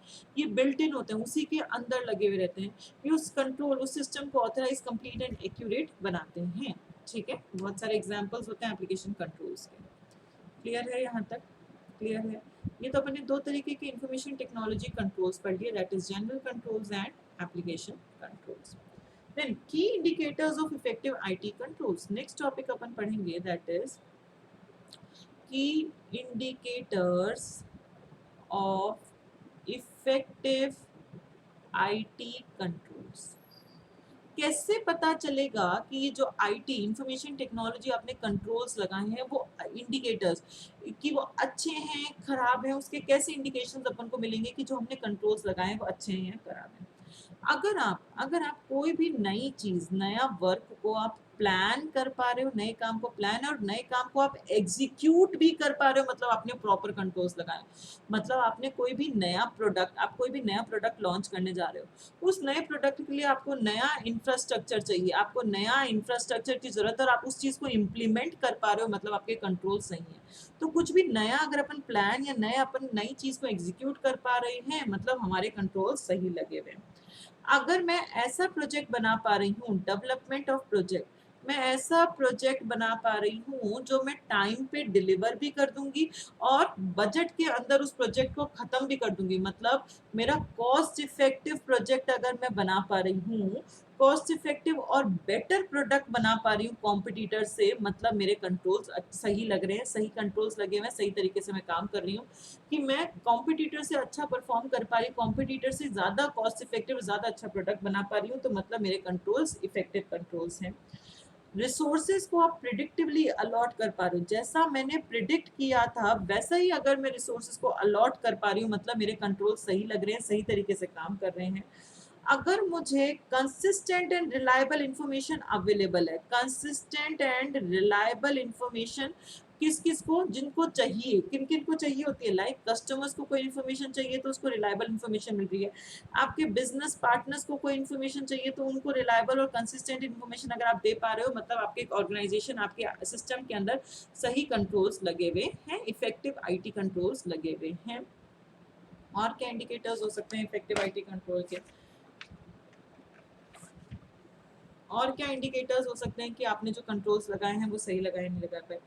अगर अगर आपका सिस्टम प्रोटेक्ट कर पा रहा है न्यू वनरेबिलिटी से, न्यू एक्सपोजर से अपने आप को प्रोटेक्ट कर पा रहा है, या पुराना कोई थ्रेट आ चुका उससे रिकवर अपने आप को कर पा रहा है, जितना जल्दी हो सकता है उतना जल्दी अगर अपने आप को रिकवर कर पा रहा है, तो मतलब कंट्रोल सही तरीके से काम कर रहे हैं। अगर आप अपने कस्टमर सपोर्ट सेंटर को प्रॉपर्ली यूज में ले रहे हैं, कस्टमर सपोर्ट सेंटर मतलब कस्टमर्स को प्रॉपर्ली सपोर्ट प्रोवाइड करवा रहे हैं, तो मतलब आपका कंट्रोल सही लगे हुए हैं। आप सिक्योरिटी अवेयर हो, सिक्योरिटी अवेयर का मतलब आपको पता है यूजर को इस फील्ड में सिक्योरिटी आपको देनी है, आप सिक्योरिटी कल्चर काम में लेते हो, बहुत ज्यादा सिक्योरिटी पे ध्यान देते हो, तो आपके कंट्रोल्स इफेक्टिव लगे हुए हैं। तो ये कैसे पता चलेगा कि कंट्रोल्स इफेक्टिव हैं? ये की इंडिकेटर्स क्या क्या चीजें इंडिकेट करती हैं जिससे पता चलेगा कि हमारे आईटी कंट्रोल्स इफेक्टिव हैं या नहीं है? अगर हम नया काम कर पा रहे हैं, आराम से नए काम को एग्जीक्यूट कर पा रहे हैं, कोई नए प्रोडक्ट के लिए इंफ्रास्ट्रक्चर भी चेंज करना है तो वो भी आप कर पा रहे हो, मतलब आपके कंट्रोल्स इफेक्टिव लगे हुए हैं। अगर आप ऐसा प्रोजेक्ट बना पा रहे हो जो टाइम पे खत्म हो रहा है, विद इन द बजट बना पा रहे हो, अच्छा प्रोजेक्ट बना पा रहे हो एज कम्पेयर टू कॉम्पिटिटर्स, तो आपके कंट्रोल सही लगे हुए हैं। अगर आप रिसोर्सेज को वैसे ही अलॉट कर पा रहे हो जैसा आपने प्रिडिक्ट किया था, तो कंट्रोल सही लगे हुए हैं। कंसिस्टेंट रिलायबल इन्फॉर्मेशन दे पा रहे हो अपने कस्टमर्स बिजनेस पार्टनर्स को, तो इफेक्टिव कंट्रोल्स लगे हुए हैं। नई वनरेबिलिटी से अपने आप को प्रोटेक्ट कर पा रहे हो, जो पुराना हार्म हो चुका उससे अपने आप को रिकवर कर पा रहे हो जल्दी से जल्दी, तो कंट्रोल सही लगे हुए, इफेक्टिव कंट्रोल्स हैं। कस्टमर सपोर्ट सेंटर्स को अगर प्रॉपर्ली यूज में ले पा रहे हो, उनको प्रॉपर फीडबैक दे पा रहे हो, तो कंट्रोल सही तरीके से लगे हुए हैं। एंड सिक्योरिटी, अगर आपको सिक्योरिटी के लिए आप अवेयर हो कि यूजर्स को क्या सिक्योरिटी कैसे देनी है, तो मतलब सही कंट्रोल्स आपके लगे हुए। तो ये सारी चीजें इंडिकेट करती हैं कि आपके जो कंट्रोल्स हैं वो इफेक्टिव हैं या नहीं है। ठीक है, then next topic is framework of internal control as per standard on auditing. Standard on auditing, auditing का जो स्टैंडर्ड है, ऑडिटिंग का जो स्टैंडर्ड है उसके अकॉर्डिंग इंटरनल कंट्रोल्स क्या होते हैं। स्टैंडर्ड ऑन ऑडिटिंग को एसए भी बोला जाता है, स्टैंडर्ड ऑन ऑडिटिंग को एसए भी बोला जाता है। तो इसके अकॉर्डिंग इंटरनल कंट्रोल जो आपके ऑर्गेनाइजेशन आपके सिस्टम के अंदर जो कंट्रोल्स लगे हुए उनको इंटरनल कहते हैं। उसके अकॉर्डिंग इंटरनल कंट्रोल्स क्या होंगे क्या नहीं, तो स्टैंडर्ड ऑन ऑडिटिंग 315 डिफाइंस, क्या डिफाइन करते हैं कि defines internal control. Internal control को किस तरीके से डिफाइन करते हैं स्टैंडर्ड ऑन ऑडिटिंग, कि इंटरनल कंट्रोल बेसिकली क्या है, एक प्रोसेस है। प्रोसेस किस चीज का प्रोसेस है, प्रोसेस को डिजाइन, प्रोसेस को maintain, process design, process maintain and process implemented. कौन डिजाइन, कौन मेंटेन, कौन इम्प्लीमेंट कर रहा है? या तो जो लोग गवर्न कर रहे हैं, गवर्न मतलब जो टॉप बोर्ड ऑफ डायरेक्टर्स होते हैं जिनकी रिस्पॉन्सिबिलिटी थी हर चीज का ध्यान रखना, या मैनेजमेंट ने उसको डिजाइन इम्प्लीमेंट और उसको डिजाइन इम्प्लीमेंट और मेंटेन किया है, या जो भी अदर पर्सनल्स हैं जो भी उसको डिजाइन इम्प्लीमेंट और मेंटेन करने के लिए लोग रिस्पॉन्सिबल हैं, वो ये अश्योरेंस देते हैं। क्यों डिजाइन किए जाते हैं इंटरनल कंट्रोल्स? क्यों डिजाइन किए जाते हैं इंटरनल कंट्रोल्स की? ये अश्योरेंस देने के लिए आप अपना ऑब्जेक्टिव को अचीव कर पाएंगे, आप अपने ऑब्जेक्टिव को अचीव कर पाएंगे। ऑब्जेक्टिव कौन से हो सकते हैं? आपकी जो फाइनेंशियल जो रिपोर्ट्स आप बना रहे हैं वो रिलायबल रिपोर्ट्स आप बना पाएंगे। आप जो ऑपरेशन, जो काम आप कर पा रहे हैं वो एफिशिएंटली इफेक्टिवली काम कर पाएंगे, एफिशिएंटली एंड इफेक्टिवली आप काम कर पाएंगे। आप लॉ के अकॉर्डिंग कंप्लाई कर पाएंगे, सारा काम लॉ के अकॉर्डिंग कर पाएंगे, काम एफिशिएंटली इफेक्टिवली कर रहे हैं, लॉ के अकॉर्डिंग कंप्लाई कर रहे हैं, अपन अपन अपनी असेट्स को सेफगार्ड कर पाएंगे, असेट्स को अपन बचा पाएंगे। तो ये सारे ऑब्जेक्टिव होते हैं, इसके अश्योरेंस देते हैं जो भी आपके इंटरनल कंट्रोल्स होते हैं। इसी चीज के लिए इंटरनल कंट्रोल्स लगाए जाते हैं। तो बेसिकली इंटरनल कंट्रोल के ये 4 ऑब्जेक्टिव होते हैं। क्यों लगाते हो इंटरनल कंट्रोल? आपका 4 एम इसलिए, क्या एम है कि फाइनेंशियल रिपोर्ट्स मेरी रिलायबल फाइनेंशियल रिपोर्ट्स बन सके, एफिशिएंटली एंड इफेक्टिवली आप काम कर सको, आप लॉस के अकॉर्डिंग कंप्लाई कर सको और अपनी असेट्स को बचा सको, इसीलिए आप इंटरनल कंट्रोल्स लगाते हो। तो standard and auditing 315 defines internal controls. कैसे डिफाइन किया गया उसके अकॉर्डिंग इंटरनल कंट्रोल्स को? इंटरनल कंट्रोल बेसिकली एक प्रोसेस है जो डिजाइन, इंप्लीमेंट, मेंटेन्ड बाय, कौन कौन बंदा इसको डिजाइन करा, इंप्लीमेंट करा, मेंटेन करा? कौन लोग हैं जो गवर्न करते हैं? गवर्न मतलब जो बोर्ड ऑफ डायरेक्टर्स हैं जिनकी सारी रिस्पॉन्सिबिलिटी है, जो सब चीजों का ध्यान रखेंगे, या फिर मैनेजमेंट या फिर अदर पर्सनल्स। क्यों वो लोग डिजाइन करते हैं इंटरनल कंट्रोल्स को? ताकि आप ये अश्योरेंस मिल सके कि हम हमारा ऑब्जेक्टिव अचीव कर पाएंगे। ऑब्जेक्टिव क्या है? कि हम financial reports, reliable financial reports दे पाएंगे, हम एफिशिएंटली एंड इफेक्टिवली काम कर पाएंगे, लॉस के अकॉर्डिंग फॉलो करके काम करेंगे, एंड जितनी भी हमारी असेट्स हैं वो सब हम उनको सेफगार्ड प्रोवाइड करवाएंगे। तो ये 4 ऑब्जेक्टिव्स होते हैं इंटरनल कंट्रोल्स के। क्या क्या ऑब्जेक्टिव्स हैं? 4 कि फाइनेंशियल रिलायबल फाइनेंशियल रिपोर्ट्स आपको मिलेंगी, इफेक्टिवली एंड एफिशिएंटली काम कर पाओगे, लॉस के अकॉर्डिंग काम करोगे, एंड अपनी असेट्स को बचा पाओगे, सेफ रख पाओगे। ठीक है। Then components of internal controls, जो ये आप इंटरनल कंट्रोल्स पढ़ते हो इसके क्या कंपोनेंट्स होते हैं? Components of internal control, IC लिख रही हूँ, मतलब इसका मतलब क्या है? Internal controls. 5 कंपोनेंट्स होते हैं इंटरनल कंट्रोल के। पहला है कंट्रोल एनवायरनमेंट, सारी डिटेल में पढ़ेंगे अभी अपन। पहला कंपोनेंट है that is control environment. Second है आपका रिस्क असेसमेंट, रिस्क को असेस करना। थर्ड कंपोनेंट, सीक्वेंस में याद करने जरूरी नहीं है, कैसे भी याद कर सकते हैं। थर्ड कंपोनेंट है आपका कंट्रोल एक्टिविटीज। फोर्थ कंपोनेंट है आपका information and communication. And fifth component है that is monitoring of control, जो आपने कंट्रोल लगाया उसको मॉनिटर करो कि वो सही काम कर रहे हैं या नहीं कर रहे। तो इंफॉर्मेशन, जो इंटरनल कंट्रोल्स हैं उसके 5 कंपोनेंट्स होते हैं: control environment, risk assessment, control activities, information and communication, and monitoring of control. इन सबको अब अपन क्या करेंगे? डिटेल में पढ़ेंगे। पहला पहला कंपोनेंट क्या था आपका? Control environment. क्या होता है control environment? Control environment basically एक सेट ऑफ स्टैंडर्ड्स है, एक सेट ऑफ स्टैंडर्ड्स डिफाइन कर दिए गए हैं, सेट ऑफ प्रोसेस डिफाइन कर दिया गया है, सेट ऑफ स्टैंडर्ड्स हैं, सेट ऑफ प्रोसेस हैं, ताकि अपन अपना इंटरनल कंट्रोल्स जो है वो ऑर्गेनाइजेशन में अच्छे से काम कर पाए। उसके लिए कि किस स्टैंडर्ड का इंटरनल कंट्रोल्स कैसा क्या काम करेंगे, सारी बातें यहाँ बताई गई हैं। तो कंट्रोल एनवायरनमेंट के अंदर क्या क्या चीजें आप इंक्लूड करते हो? इसके अंदर integrity and ethical values, integrity and ethical values. Integrity मतलब कंसिस्टेंसी एंड एक्यूरेसी मेंटेन रहनी चाहिए हर चीज के, ऐसे इंटरनल कंट्रोल्स आप लगाओगे। एंड एथिकल वैल्यूज, जो ऑर्गेनाइजेशन की जो एथिकल वैल्यू है, जो ऑर्गेनाइजेशन का कल्चर है, उसी के अकॉर्डिंग कंट्रोल्स आप इंप्लीमेंट करोगे। कुछ ऐसे पैरामीटर्स होंगे इंटरनल कंट्रोल्स, मतलब कुछ ऐसे पैरामीटर्स होंगे जो आपके जो टॉप लेवल लोग हैं, जो बोर्ड ऑफ डायरेक्टर्स हैं, उनको बता पाएंगे कि उनकी क्या क्या रिस्पॉन्सिबिलिटी है, उनको किस किस चीज़ों पे ध्यान देना है। कुछ ऐसे पैरामीटर्स होंगे जो बोर्ड ऑफ डायरेक्टर्स को बता रहे होंगे कि आपकी ये रिस्पॉन्सिबिलिटी है। ये सब इंटरनल कंट्रोल्स के अंदर आते हैं। आपका ऑर्गेनाइजेशन का स्ट्रक्चर डिफाइंड होगा एंड उस स्ट्रक्चर में किस बंदे की क्या अथॉरिटी है, किसकी क्या रिस्पॉन्सिबिलिटी है, ये प्रॉपर्ली डिफाइंड, प्रॉपर्ली मेंशन्ड होगा स्ट्रक्चर के अकॉर्डिंग। देन आप किस तरीके से अट्रैक्ट करते हैं, किस तरीके से आप डेवलप करते हैं, रिटेन करते हैं जो भी कॉम्पिटेंट एम्प्लॉयज हैं। डेवलप, उनको रिटेन करना, अट्रैक्ट करना, डेवलप करना, रिटेन करना, जो भी कॉम्पिटेंट, जो कॉम्पिटेंट इंडिविजुअल्स हैं, जो बहुत शार्प एम्प्लॉयज़ हैं, जो बहुत अच्छे एम्प्लॉयज़ हैं, बहुत हार्ड वर्किंग, बहुत स्मार्ट वर्कर्स हैं, उनको किस तरीके से अपन अपने पास रिटेन कर सकते हैं। आप उनकी परफॉर्मेंस को किस तरीके से मेजर करोगे, जो लोग काम कर रहे हैं उनकी परफॉर्मेंस को किस तरीके से मेजर किया जा सकता है। परफॉर्मेंस मेजर, क्यों परफॉर्मेंस को मेजर करते हो, ताकि उनको रिवॉर्ड्स और इंसेंटिव्स दे सकें एज पर देयर परफॉर्मेंस।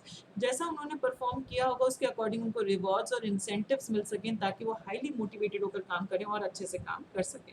तो ये सारी बातें कहाँ डिफाइंड होती हैं, कंट्रोल एनवायरनमेंट में डिफाइंड होती हैं। तो कंट्रोल एनवायरनमेंट बेसिकली यहाँ पे जो कंट्रोल्स होंगे वो इंटीग्रिटी मेंटेन करेंगे, मतलब consistency and accuracy and ethical values, organization का जो कल्चर है उसको मेंटेन कर कर रखेंगे। यहाँ पे कंट्रोल्स मतलब ऐसे कुछ पैरामीटर्स होंगे जो बता रहे होंगे बोर्ड ऑफ डायरेक्टर्स को कि उनकी क्या क्या रिस्पॉन्सिबिलिटी है, ऑर्गेनाइजेशन का क्या स्ट्रक्चर है, उस स्ट्रक्चर में किसकी क्या अथॉरिटी, किसकी क्या रिस्पॉन्सिबिलिटी है, किस तरीके से कॉम्पिटेंट एम्प्लॉयज़ को आप अट्रैक्ट, डेवलप और रिटेन कर सकते हो, एंड उनकी परफॉर्मेंस को कैसे मेजर करना है और उसके अकॉर्डिंग उनको कितने रिवॉर्ड्स और कितने इंसेंटिव्स देने, ये सारी बातें कहाँ पे मेंशन होती हैं, आपके कंट्रोल एनवायरनमेंट में मेंशन होती हैं। ठीक है। नेक्स्ट कंपोनेंट है आपका, नेक्स्ट कंपोनेंट है that is risk assessment. Risk को असेस करो, क्या रिस्क आ रहा है, कितना रिस्क आ रहा है, इनको मैनेज करो, रिस्क असेस करो। रिस्क, रिस्क मतलब किसी भी चीज की वजह से जो लॉस हो सकता है, किसी भी चीज के से अगर आप अपना ऑब्जेक्टिव को अचीव नहीं कर पा रहे तो उसको अपन क्या कह देते हैं, रिस्क कह देते हैं। रिस्क को असेस करना, रिस्क को असेस, असेस मतलब उसको एनालाइज करना, उसको समझना। तो रिस्क असेसमेंट एक डायनेमिक और एक इटरेटिव प्रोसेस है। इटरेटिव मतलब ऐसा नहीं होता कि एक बार रिस्क को असेस कर लिया और काम खत्म, बार बार असेस, बार बार रिस्क को अपन को देखना पड़ेगा, अब तो कोई रिस्क नहीं, अब तो कोई रिस्क नहीं। और डायनेमिक है, जब काम चल रहा है उसी टाइम पे भी अपन इवेलुएट करते हैं कि अब तो कोई रिस्क नहीं आ रहा। तो ये डायनेमिक और इटरेटिव प्रोसेस है। रिस्क, रिस्क को आप असेस करते हो, मतलब आप ये देखते हो कि रिस्क टॉलरेट लेवल में है या नहीं है, रिस्क इतना ही है ना जिसको मैं टॉलरेट कर सकती हूँ, उससे ज्यादा तो रिस्क नहीं आ रहा ना। आप रिस्क को असेस क्यों करते हो, ये देखने के लिए कि कैसे उस रिस्क को मैनेज किया जाए। अगर रिस्क ज्यादा आ रहा है तो कैसे क्या उसको मैनेज करना है, ये सारी चीजें आप यहाँ पे डिसाइड करते हैं। मतलब अगर रिस्क आ गया तो उसका इम्पैक्ट आपके ऑर्गेनाइजेशन पे क्या पड़ेगा। रिस्क किस किस वजह से आ सकता है, अगर एक्सटर्नल एनवायरनमेंट में कुछ भी चेंज हो गया उसकी वजह से रिस्क आ सकता है, कोरोना आ गया, बाहर की दुनिया में चेंज हो गया उसकी वजह से रिस्क आ सकता है, आपके इंटरनल एनवायरनमेंट में कुछ भी आपके एम्प्लॉयज छोड़कर चले गए उसकी वजह से रिस्क आ सकता है, तो उसका आपके ऊपर क्या इम्पैक्ट पड़ेगा, जिस वजह से आपने जो इंटरनल कंट्रोल्स लगा रखे हैं वो इनइफेक्टिव हो जाएंगे। ये सारी चीजें अपन रिस्क असेस में देखते हैं कि किस वजह से मेरे इंटरनल कंट्रोल्स इनइफेक्टिव हो जाएंगे। तो रिस्क को असेस करना, रिस्क रिस्क मतलब क्या होता है, रिस्क मतलब कोई भी लॉस, जिस भी चीज की वजह से अगर आप अपना ऑब्जेक्टिव अचीव नहीं कर पा रहे उसको रिस्क कहते हैं। रिस्क असेसमेंट बेसिकली एक डायनेमिक और इटरेटिव प्रोसेस है, जहां अपन देखते हैं कि हम कितने लेवल ऑफ रिस्क को टॉलरेट कर सकते हैं, कितने रिस्क को हम खुद हैंडल कर सकते हैं। अपन रिस्क असेस क्यों करते हो, ये देखने के लिए कि आप किस तरीके से रिस्क को मैनेज करेंगे, उसका क्या इम्पैक्ट आपके ऊपर पड़ेगा। रिस्क इम्पैक्ट मतलब एक्सटर्नल एनवायरनमेंट में चेंज या इंटरनल एनवायरनमेंट में कुछ भी चेंज हो उसकी वजह से मेरे ऊपर क्या इम्पैक्ट पड़ा, मेरे इंटरनल कंट्रोल्स किस वजह से इनइफेक्टिव हो सकते हैं, ये सारी चीजें अपन रिस्क असेसमेंट में अंडरस्टैंड करने की कोशिश करते हैं। ठीक है। देन थर्ड थर्ड कंपोनेंट है, थर्ड कंपोनेंट है इंटरनल कंट्रोल्स का, that is control activities. Control activities control activities मतलब आप किस तरीके से कंट्रोल लगाते हैं, कंट्रोल क्यों लगाए जाते हैं, कंट्रोल्स क्या होते हैं, कोई भी पॉलिसी प्रोसीजर्स क्यों लगाते हो, रिस्क को मिटिगेट करने के लिए, रिस्क को कम करने के लिए आप कंट्रोल्स लगाते हो, एंड आप अपना ऑब्जेक्टिव को अचीव कर पाओ, इसीलिए आप कंट्रोल्स लगाते हो। कंट्रोल्स जो होते हैं वो हर लेवल पे लगाए जाएंगे, हर एक स्टेज, एवरी स्टेज पे लगाए जाएंगे। एक कोई भी प्रोसेस की कितनी भी स्टेजेस हों, जैसे प्रोक्योरमेंट टू पे उसकी 5 स्टेप्स थे, तो पांचों लेवल पे आप कंट्रोल्स लगाओगे, हर एक स्टेज और हर एक लेवल, टॉप लेवल हो, मिडिल लेवल हो, लो लेवल हो, हर टेक्नोलॉजी जो भी काम ले रहे हो सब पे आप पूरे प्रॉपर कंट्रोल्स लगाते हो। कंट्रोल्स कैसे कैसे हो सकते हैं, कंट्रोल्स आपके प्रिवेंटिव भी हो सकते हैं, कंट्रोल्स आपके डिटेक्टिव नेचर की भी हो सकते हैं, कंट्रोल्स आपके मैनुअल भी हो सकते हैं, कंट्रोल्स आपके ऑटोमेटेड कंट्रोल्स भी आप लगा सकते हो कि खुद ही मशीन अपने आप काम कर रही है। किन किन चीज़ों पे कंट्रोल्स लगा सकते हो, लाइक आप ऑथराइजेशन का काम कोई और कर रहा है, अप्रूवल का काम कोई और किस तरीके से ऑथराइजेशन करना है, किस तरीके से अप्रूव करना है, किस तरीके से उसको वेरीफाई करना है, ये सारी चीज़ों पे आप कंट्रोल्स लगा सकते हो। तो कंट्रोल एक्टिविटीज, कंट्रोल्स बेसिकली क्या होते हैं, कोई भी पॉलिसीज, कोई भी प्रोसीजर्स क्यों लगाए जाते हैं, ताकि रिस्क को मिटिगेट कम कर सकें, इसलिए कंट्रोल्स लगाते हैं, हमारे ऑब्जेक्टिव को अचीव कर सकें। कंट्रोल्स हर लेवल, हर स्टेज पे कंट्रोल्स लगाए जाते हैं, हर टेक्नोलॉजी पे कंट्रोल लगाए जाएंगे। कंट्रोल्स प्रिवेंटिव डिटेक्टिव नेचर के भी हो सकते हैं, मैनुअल ऑटोमेटेड भी हो सकते हैं, लाइक ऑथराइजेशन पे कंट्रोल लगा सकते हो, अप्रूवल पे, वेरिफिकेशन पे, सब जगह पे आप कंट्रोल्स अपने लगा सकते हो। ठीक है, तो कंट्रोल्स बेसिकली रिस्क को मैनेज करना, रिस्क का जो इम्पैक्ट है उसको कम करने के लिए आप कंट्रोल्स लगा देते हैं। देन नेक्स्ट आपका नेक्स्ट कंपोनेंट है इंटरनल कंट्रोल्स का, that is information and communication. Information and communication, management information को ऑब्टेन भी कर सकता है, कहीं से जनरेट भी कर सकता है, उस इंफॉर्मेशन को मैनेजमेंट यूज भी ले लेता है। क्वालिटी इंफॉर्मेशन चाहे वो कहीं से भी आ रही हो, चाहे उसको इंफॉर्मेशन इंटरनल सोर्स से मिल रही हो, हर तरह की इंफॉर्मेशन, चाहे एक्सटर्नल सोर्स की इंफॉर्मेशन, हर तरह की इंफॉर्मेशन को इकट्ठा कर कर उसको यूज में लेता है मैनेजमेंट, इंटरनल कंट्रोल्स के कंपोनेंट पे काम में लेता है। इंफॉर्मेशन बहुत जरूरी है मैनेजमेंट के अंदर कोई भी काम करना है तो। कम्युनिकेशन, कम्युनिकेशन मतलब अपनी बात पहुंचाना, अपनी बात लोगों तक पहुंचाना, उसी को अपन क्या कहते हैं, कम्युनिकेशन। तो कम्युनिकेशन एक इटरेटिव प्रोसेस है, इटरेटिव मतलब चलता रहेगा चलता रहेगा, ऐसा नहीं होता आपने एक बार लोगों को बोल दिया ये काम करना है तो उसके बाद उनसे बात ही नहीं करोगे, उनको कम्युनिकेट नहीं करोगे, नहीं, कम्युनिकेशन होते रहना चाहिए, कंटिन्यूअल प्रोसेस है, चलता रहेगा, बार बार बार बार चलता रहेगा, क्योंकि कम्युनिकेशन से ही तो आप शेयर कर सकते हो एक दूसरे से जो भी आपकी नेसेसरी इंफॉर्मेशन है, जो भी जरूरत की इंफॉर्मेशन है वो आप एक दूसरे से शेयर कर सकते हो। अब कम्युनिकेशन भी दो तरीके के होते हैं, internal communication and external communication. Internal मतलब ऑर्गेनाइजेशन के अंदर ही जो कम्युनिकेशन हो रहा है, ऑर्गेनाइजेशन के लोग ही एक दूसरे से कम्युनिकेट कर रहे हैं, तो वो टॉप डाउन वे काम में ले सकते हैं, वो बॉटम अप वे काम में ले सकते हैं, सिर्फ और सिर्फ एम्प्लॉयज एक दूसरे से कम्युनिकेट कर रहे हैं तो इसको इंटरनल कम्युनिकेशन कह देते हैं। और अक्रॉस, एक डिपार्टमेंट दूसरे डिपार्टमेंट से डायरेक्टली बात कर रहा है, अक्रॉस भी कम्युनिकेशन हो सकता है। एक्सटर्नल कम्युनिकेशन भी दो तरीके के हो सकते हैं, एक तो इनबाउंड और एक आउटबाउंड। इन मतलब अंदर आना बाहर की इंफॉर्मेशन, एक्सटर्नल इंफॉर्मेशन आपकी कंपनी के अंदर आ रही है उसको इनबाउंड कहते हैं। आप अपनी इंफॉर्मेशन बाहर की एक्सटर्नल पार्टीज को दे रहे हैं तो उसको अपन आउटबाउंड कम्युनिकेशन भी कह सकते हैं। तो कम्युनिकेशन भी दो तरीके का होता है, इंटरनल एंड एक्सटर्नल। इंटरनल मतलब ऑर्गेनाइजेशन के लोग ही एक दूसरे से कम्युनिकेट कर रहे हैं, top down, bottom up, across the organization communication हो सकता है।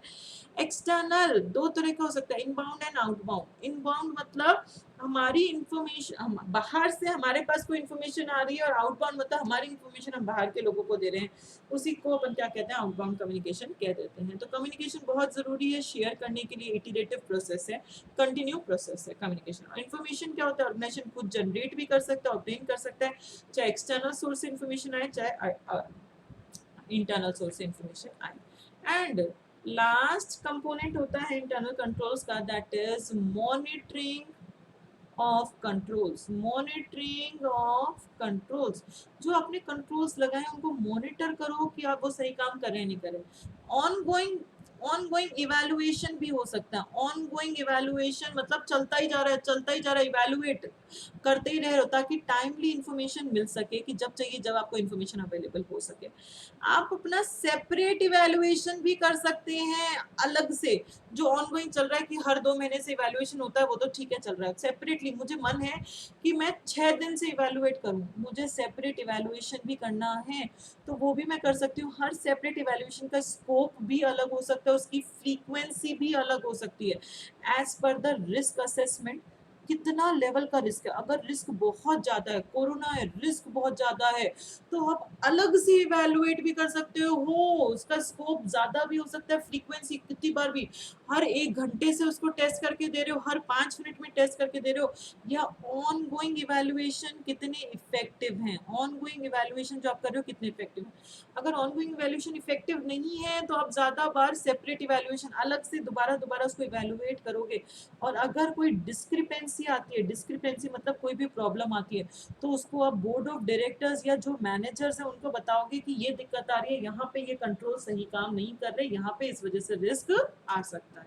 तो monitoring of controls, monitoring of controls का मतलब क्या होता है कि कंट्रोल्स को देखो कि वो सही काम कर रहे हैं या नहीं कर रहे, जितने भी अपने इंटरनल कंट्रोल्स हैं। तो ऑनगोइंग इवैल्यूएशन हो रहा है, चलता जा रहा है, चलता जा रहा है, टाइमली इंफॉर्मेशन मिल रही है। आप सेपरेट इवैल्यूएशन भी कर सकते हैं, हर सेपरेट इवैल्यूएशन का स्कोप और फ्रीक्वेंसी, फ्रीक्वेंसी कितनी बार कर रहे हो, एक ही दिन में 4 बार कर रहे हो या एक ही दिन में 15 बार कर रहे हो, स्कोप एक ही बंदे पे कर रहे हो या 10 बंदे पे कर रहे हो, तो कैसा भी हो सकता है बेस्ड ऑन द रिस्क कितना लेवल का है, कितना ऑनगोइंग इवैल्यूएशन कितना इफेक्टिव है।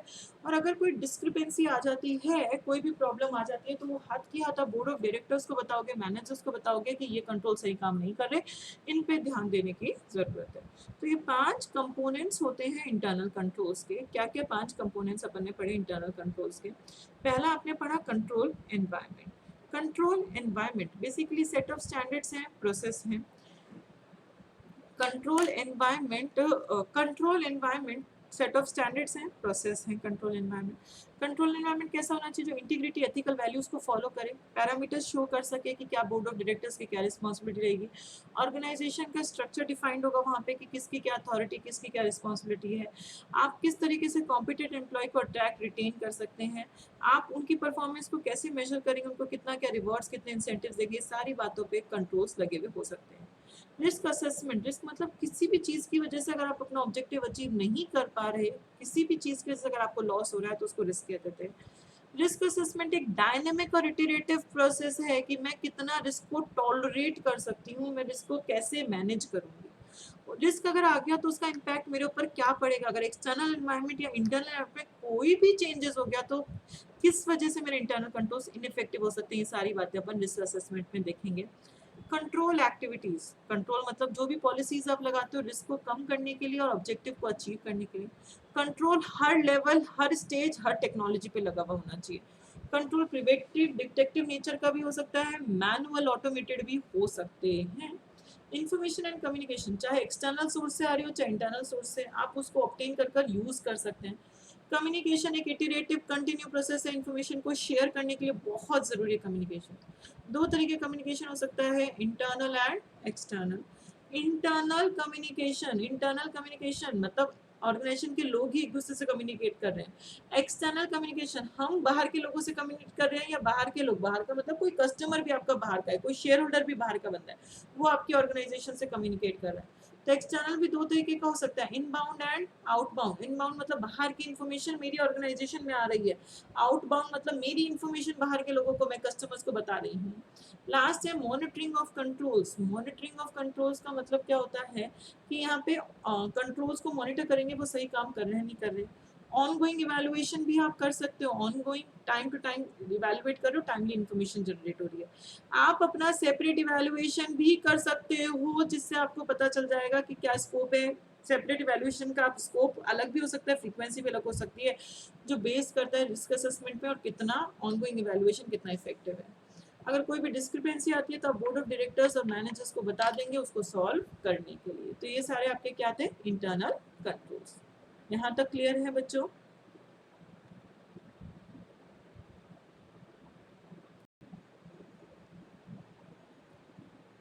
चलो नेक्स्ट टॉपिक स्टार्ट करते हैं, that is limitations of internal control systems. Next topic अपन पढ़ेंगे लिमिटेशंस ऑफ इंटरनल कंट्रोल्स। जो आप कंट्रोल्स लगाते हैं, इंटरनल कंट्रोल्स लगाते हैं, उसके क्या लिमिटेशंस होते हैं। आप जितने भी इंटरनल कंट्रोल्स लगा दो, कितने भी अच्छे कंट्रोल्स लगा दो, वो आपको एक रीजनेबल एश्योरेंस दे देंगे। हमेशा एक रीजनेबल एश्योरेंस दे देंगे कि हम आपका ऑब्जेक्टिव अचीव करने में हेल्प करेंगे, कोई अनडिजायर्ड इवेंट को आने नहीं देंगे। बट कभी भी अपन को कोई एक्यूरेट, एकदम एग्जैक्टली एश्योरेंस कोई नहीं देता। कोई भी control accurate assurance, absolute assurance कभी नहीं मिलेगा आपको। कभी भी एब्सोल्यूट एश्योरेंस नहीं मिलेगा आपको, रीजनेबल एश्योरेंस मिल सकता है। एब्सोल्यूट एश्योरेंस नहीं मिलेगा कि आप अपना ऑब्जेक्टिव अचीव कर ही पाएंगे। ऑब्जेक्टिव क्या है? आपके 4 ऑब्जेक्टिव्स हैं। इंटरनल कंट्रोल्स क्यों लगाते हो? 4 ऑब्जेक्टिव्स हैं कि आपकी जो फाइनेंशियल रिपोर्ट्स हैं वो रिलायबल रिपोर्ट्स जनरेट होनी चाहिए, इसलिए आप इंटरनल कंट्रोल्स लगाते हो। देन आप जो ऑपरेट कर रहे हो, आप जो भी काम कर रहे हो, वो एफिशिएंटली एंड इफेक्टिवली काम करोगे, एफिशिएंटली एंड इफेक्टिवली काम करोगे, इसीलिए आप कंट्रोल्स लगाते हो। आप अपनी असेट्स की सेफगार्डिंग के लिए आप इंटरनल कंट्रोल्स लगाते हो, असेट्स की सेफगार्ड्स रहे, मेरी असेट्स जो है वो सेफगार्ड रहे। एंड आप इंटरनल कंट्रोल्स को लगाते हैं कि हम कंप्लाई कर सकें लॉज के साथ, रूल्स रेगुलेशंस के साथ काम कर सकें। तो जितने भी इंटरनल कंट्रोल्स लगा दो वो एक रीजनेबल एश्योरेंस तो देंगे, रीजनेबल एश्योरेंस तो देंगे कि आप ये सब अचीव कर सकते हैं।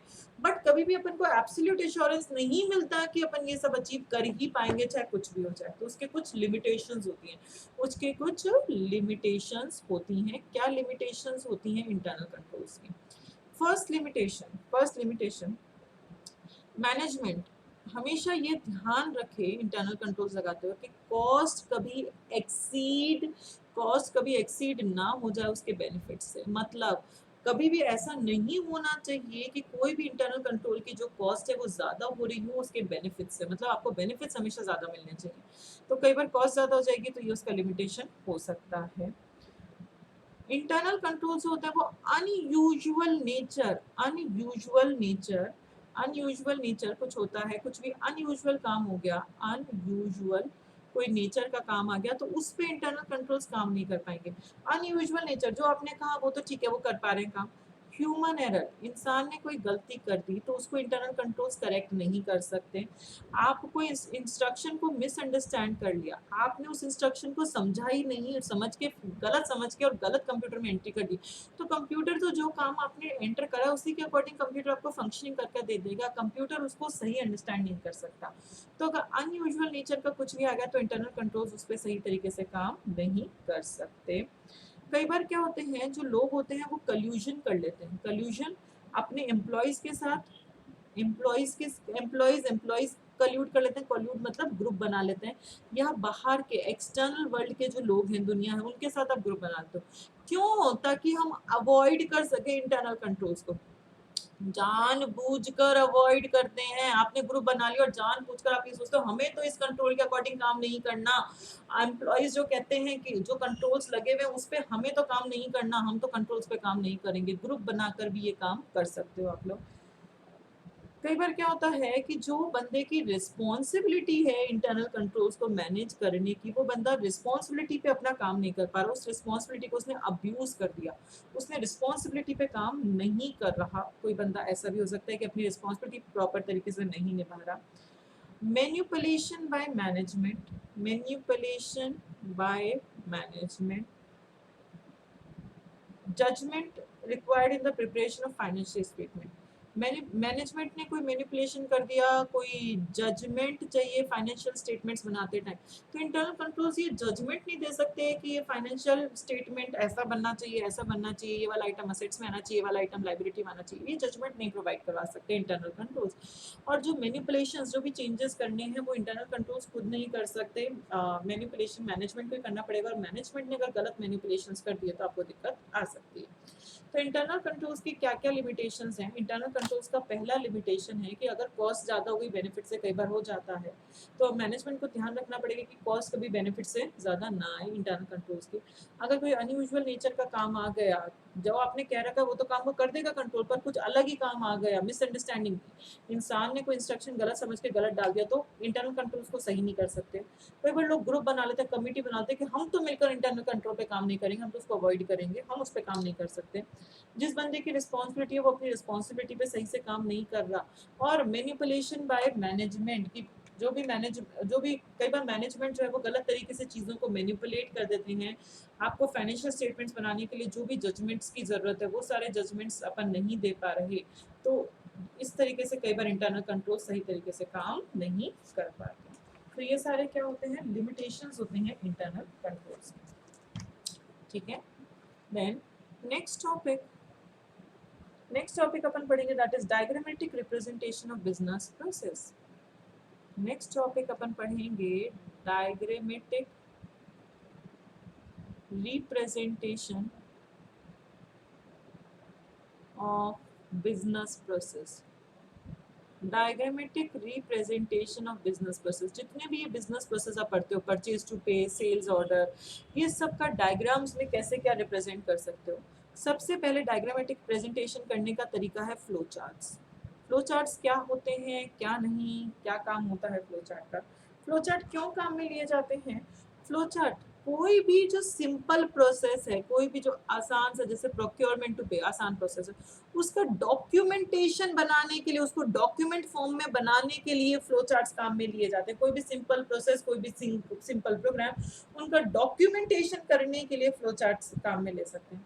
फ्लो चार्ट की हेल्प से आप ये समझ सकते हो व्हाट इज गोइंग ऑन, क्या चल रहा है। अपन ने देखी थे एक दो फ्लो चार्ट बनाए, तो अपन ये समझ सकते हैं क्या फ्लो चार्ट से समझ पा रहे हैं क्या चल रहा है, वो प्रोसेस क्या कर रहा है क्या नहीं। उस प्रोसेस को अंडरस्टैंड करने में हेल्प मिलती है कि प्रोसेस का काम क्या है, क्या हो रहा है, क्या काम है, क्या अगर कोई फ्लॉज आ गए, कोई बॉटल नेक्स आ गई। बॉटल नेक्स का मतलब क्या होता है, कोई भी लूप होल्स, कोई गलतियां हैं किसी प्रोग्राम के अंदर, तो वो फ्लो चार्ट अगर आप बनाओगे, उसको वहीं की वहीं चलाकर देख लोगे पेपर पे, तो आपको पता चल जाएगा कि क्या क्या गलतियां उसके अंदर आ रही हैं। तो फ्लो चार्ट क्यों काम में लिया जाता है, किसी भी प्रोसेस को डॉक्यूमेंट करने के लिए आप फ्लो चार्ट्स का काम लेते हैं। फ्लो चार्ट आपको बताता है क्या चल रहा है, उस प्रोसेस को समझने में, अंडरस्टैंड करने में अपनी हेल्प करते हैं।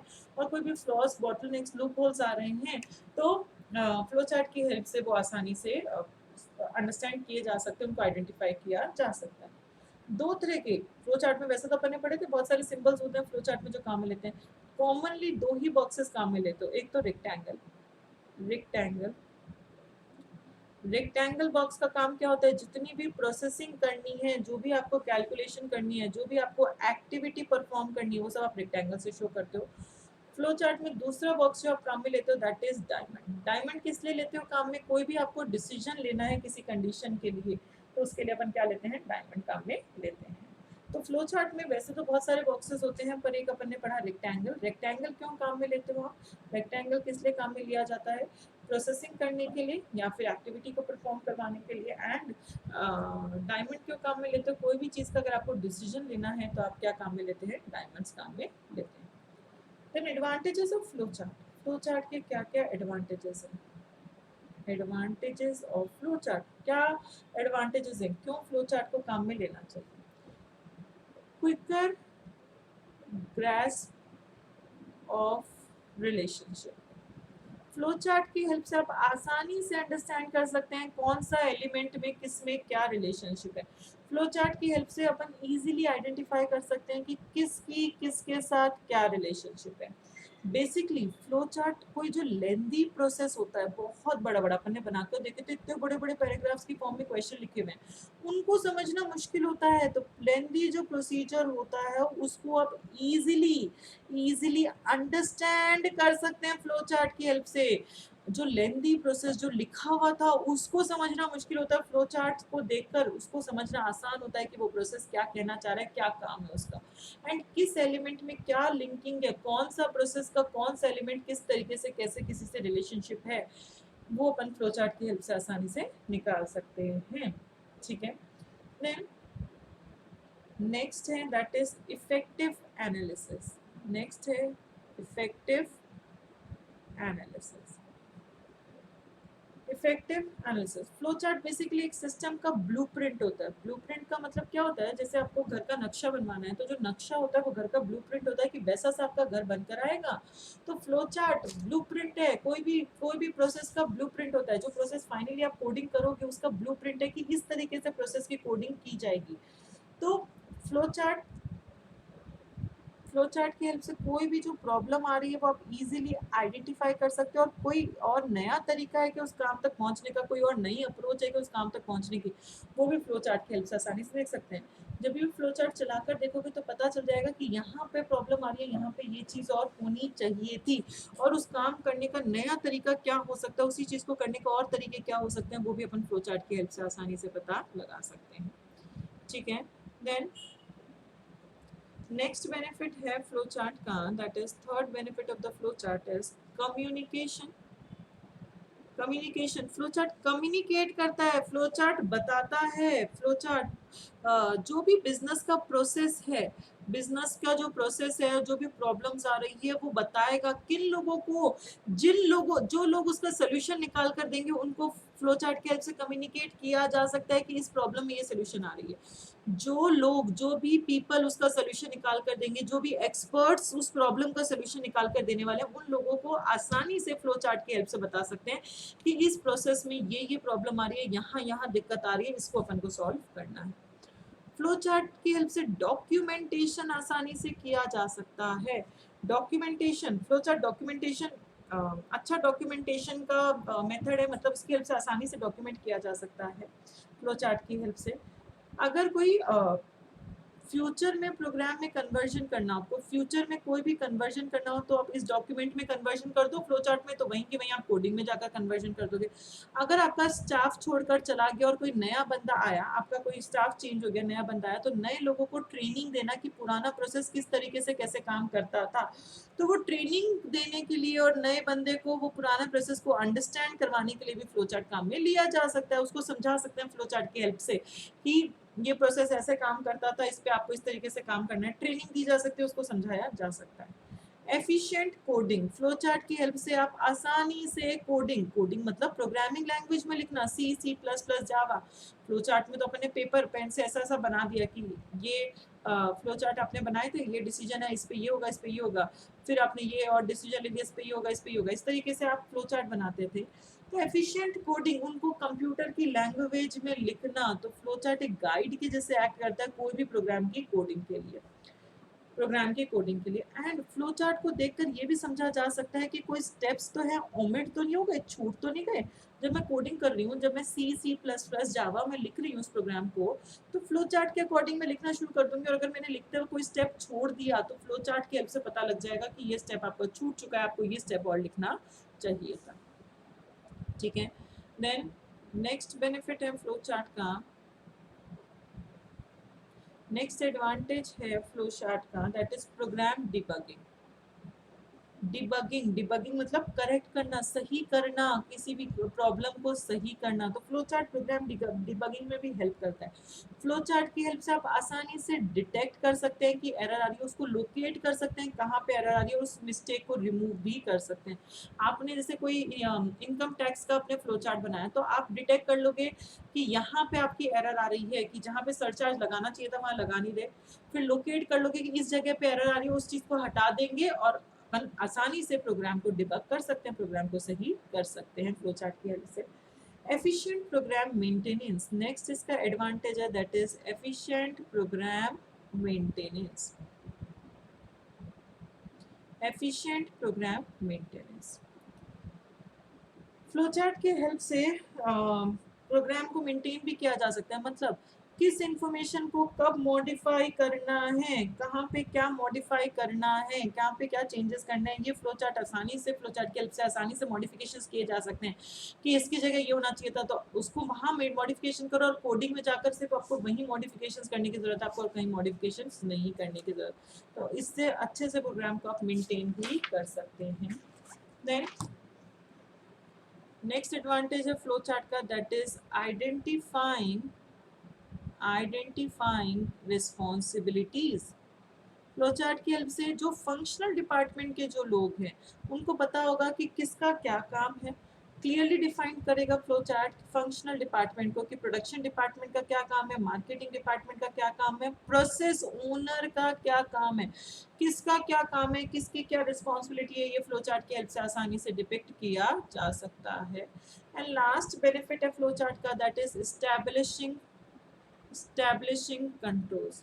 क्या होते हैं एस्टैब्लिशिंग कंट्रोल्स? मतलब क्या हुआ कि अगर कोई भी कॉन्फ्लिक्ट आ रहा है, कोई भी रिस्क आ रहा है, कोई भी कॉन्फ्लिक्ट आ रहा है बिजनेस प्रोसेस में कोई भी रिस्क आ रहा है, तो वो इजीली आइडेंटिफाई किया जा सकता है और उन पे कंट्रोल्स अप्लाई किए जा सकते हैं। तो फ्लो चार्ट की हेल्प से आप ये इजीली आइडेंटिफाई कर सकते हैं कि यहाँ पे कॉन्फ्लिक्ट आ रहा है, कि ये वाला भी बोलता है ये करो और ये वाला भी बोलता है ये करो, कॉन्फ्लिक्ट आ रहा है, दोनों जने सेम काम करने को बोल रहे हैं, या इसका समझ में नहीं आ रहा अब इसका काम क्या होगा, इस प्रोसेस का आगे इस कंडीशन का काम क्या होगा, कोई भी रिस्क आ रहा है तो उसको अपन आसानी से आइडेंटिफाई कर सकते हैं, उस पर कंट्रोल्स लगा सकते हैं। ठीक है, क्लियर हो गया? क्लियर हो गया। तो ये सारे एडवांटेजेस होते हैं फ्लो चार्ट के। क्या क्या एडवांटेजेस पढ़े अपन ने फ्लो चार्ट के? Quicker grasp of relationship, process के कोई भी एलिमेंट में क्या किसकी रिलेशनशिप है वो आसानी से पता लगाया जा सकता है फ्लो चार्ट की हेल्प से। एंड अगर कोई लेंदी प्रोसीजर है उसको समझना मुश्किल था, पर फ्लो चार्ट की हेल्प से उसको अंडरस्टैंड करना भी आसान होता है। इफेक्टिव एनालिसिस, ये बेसिकली ब्लूप्रिंट है सिस्टम का, कोई भी जो प्रॉब्लम्स आ रही है उसको ये आइडेंटिफाई करने में हेल्प करेगा और काम को करने के नए तरीके क्या हो सकते हैं वो फ्लो चार्ट बता सकता है। कम्युनिकेशन, बिजनेस की प्रॉब्लम को बताएगा उन लोगों को जो उनका सोल्यूशन देने वाले हैं, आसानी से कम्युनिकेट किया जा सकता है। डॉक्यूमेंटेशन की जैसे एक्ट कर सकता है फ्लो चार्ट, अगर कोई भी कन्वर्जन करना है तो फ्लो चार्ट में आप आसानी से कर सकते हो, कोई नया बंदा आया तो उसको ट्रेनिंग देना, उसको समझाना कि पुराना काम कैसे क्या करता था, पुराना प्रोग्राम कैसे काम करता था, फ्लो चार्ट की हेल्प से आसानी से समझा सकते हो। एफिशिएंट कोडिंग, ये गाइड की जैसे एक्ट करता है, जब भी अपन प्रोग्राम को प्रिपेयर करते हैं तो इसको देखकर प्रिपेयर किया जाता है, और फ्लो चार्ट को देखकर आप ये भी समझ सकते हो, ये भी आप एनालाइज कर सकते हो कि कोई स्टेप छूट तो नहीं गया, आप प्रोग्रामिंग करते हो कोई स्टेप लिखना तो नहीं भूल गए। Then program debugging, flow chart detect करता है, लोकेट करता है, रिमूव करने में हेल्प करता है जहां भी एरर्स आ रही हैं। एफिशिएंट प्रोग्राम मेंटेनेंस की, जहां भी जो भी मॉडिफिकेशंस करने हैं आसानी से फ्लो चार्ट की हेल्प से आसानी से कर सकते हो।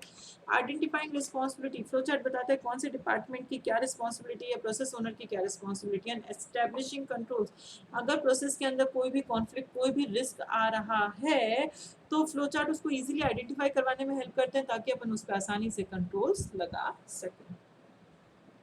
ठीक है, the next topic is limitations of flowchart. limitations of flowchart, flowchart जो आप बनाते हो उसके क्या limitations हो सकते हैं? first limitation complex logic, complex logic flowchart अगर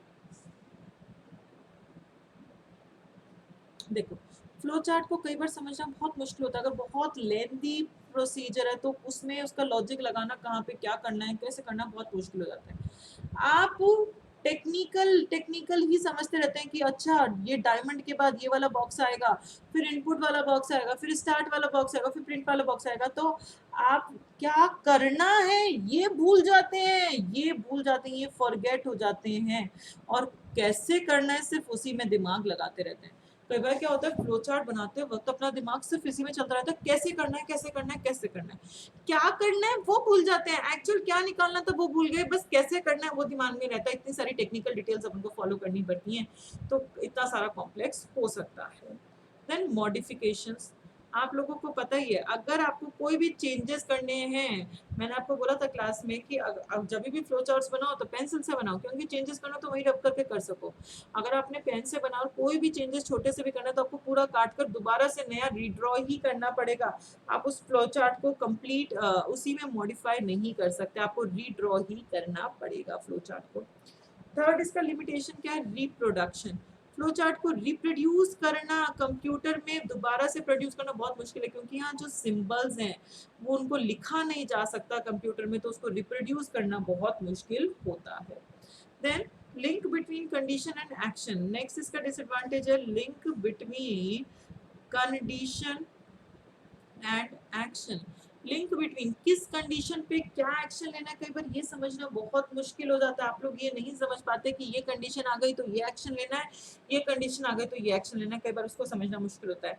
स्टैंडर्डाइजेशन, फ्लो चार्ट एक स्टैंडर्ड फॉर्मेट नहीं है, किसी भी चीज का स्टैंडर्ड तरीका नहीं है, जैसे एक इंग्लिश लैंग्वेज है, अगर कोई डॉक्यूमेंट आप इंग्लिश लैंग्वेज में बनाते हैं तो हर बंदा उसको पढ़कर समझ सकता है कि वो काम क्या हो रहा है, कैसे हो रहा है। पर अगर आपने फ्लो चार्ट बना दिया और आपको बिल्कुल भी नॉलेज नहीं है फ्लो चार्ट के बारे में, तो आप नहीं समझ पाएंगे कि ये क्या काम कर रहा है, प्रोसेस क्या काम करवाना चाहता है, आप उसको अंडरस्टैंड नहीं कर पाएंगे। तो फ्लो चार्ट एक स्टैंडर्ड तरीका नहीं होता है। तो क्या क्या लिमिटेशंस होती हैं फ्लो चार्ट की? पहली लिमिटेशन है कॉम्प्लेक्स लॉजिक। कॉम्प्लेक्स लॉजिक अगर बहुत लेंथी प्रोसेस है तो उसको समझना बहुत मुश्किल है आपके लिए। अपन इसी में दिमाग लगाते रहते हो, फ्लो चार्ट बनाते हो कि कैसे करना है, क्या करना है ये भूल जाते हैं, एक्चुअल चीजें जो वो भूल जाते हैं। मॉडिफिकेशंस, फ्लो चार्ट में अगर मॉडिफिकेशन करना तो दोबारा रीड्रॉ ही करना पड़ेगा, उसमें मॉडिफाई करना आसान नहीं होता। रिप्रोडक्शन, रिप्रोडक्शन करना आसान नहीं है क्योंकि जो सिंबल्स हैं उनको कंप्यूटर में लिखा नहीं जा सकता। Link between condition and action, कौन सी कंडीशन पे क्या एक्शन लेना ये समझना बहुत बार मुश्किल हो जाता है।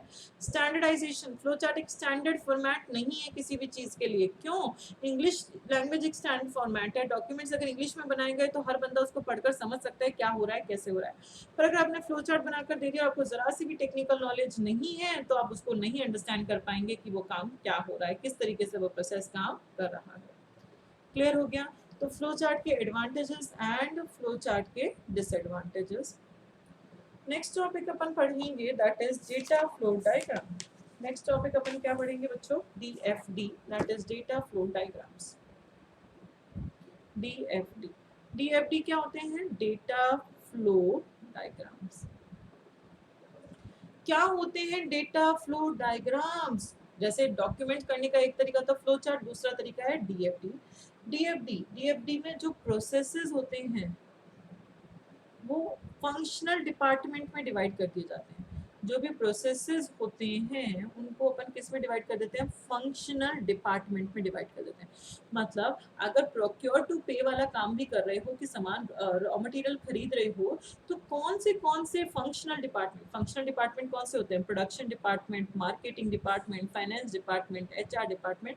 तो किस डिपार्टमेंट का क्या काम होगा, किस डिपार्टमेंट कौन सा प्रोसेस काम करेगा, ये सारी बातें किस में बताई जाती है? DFD में बताई जाती है। DFD में बेसिकली आप बताते हो flow of data and information. एक पूरी ऑर्गेनाइजेशन में क्या डेटा और क्या इंफॉर्मेशन फ्लो हो रही है एक जगह से दूसरी जगह, from one place to another, एक जगह से दूसरी जगह क्या इंफॉर्मेशन फ्लो हो रही है वो आपको क्या बताता है? DFD बताता है। ठीक है, मतलब DFD बताता है एक जगह से दूसरी जगह क्या डेटा फ्लो होगा, एक जगह से दूसरी जगह क्या इंफॉर्मेशन फ्लो होगी, एंड कौन से डिपार्टमेंट का क्या क्या काम होगा, क्या क्या प्रोसेस होगा। एक ही प्रोसेस को कंप्लीट करने के लिए जो सब प्रोसेस होते हैं, तो किस डिपार्टमेंट का कौन सा सब प्रोसेस वाला काम होगा, ये सारी बातें किससे बताई जाती हैं? DFD से बताई जाती हैं।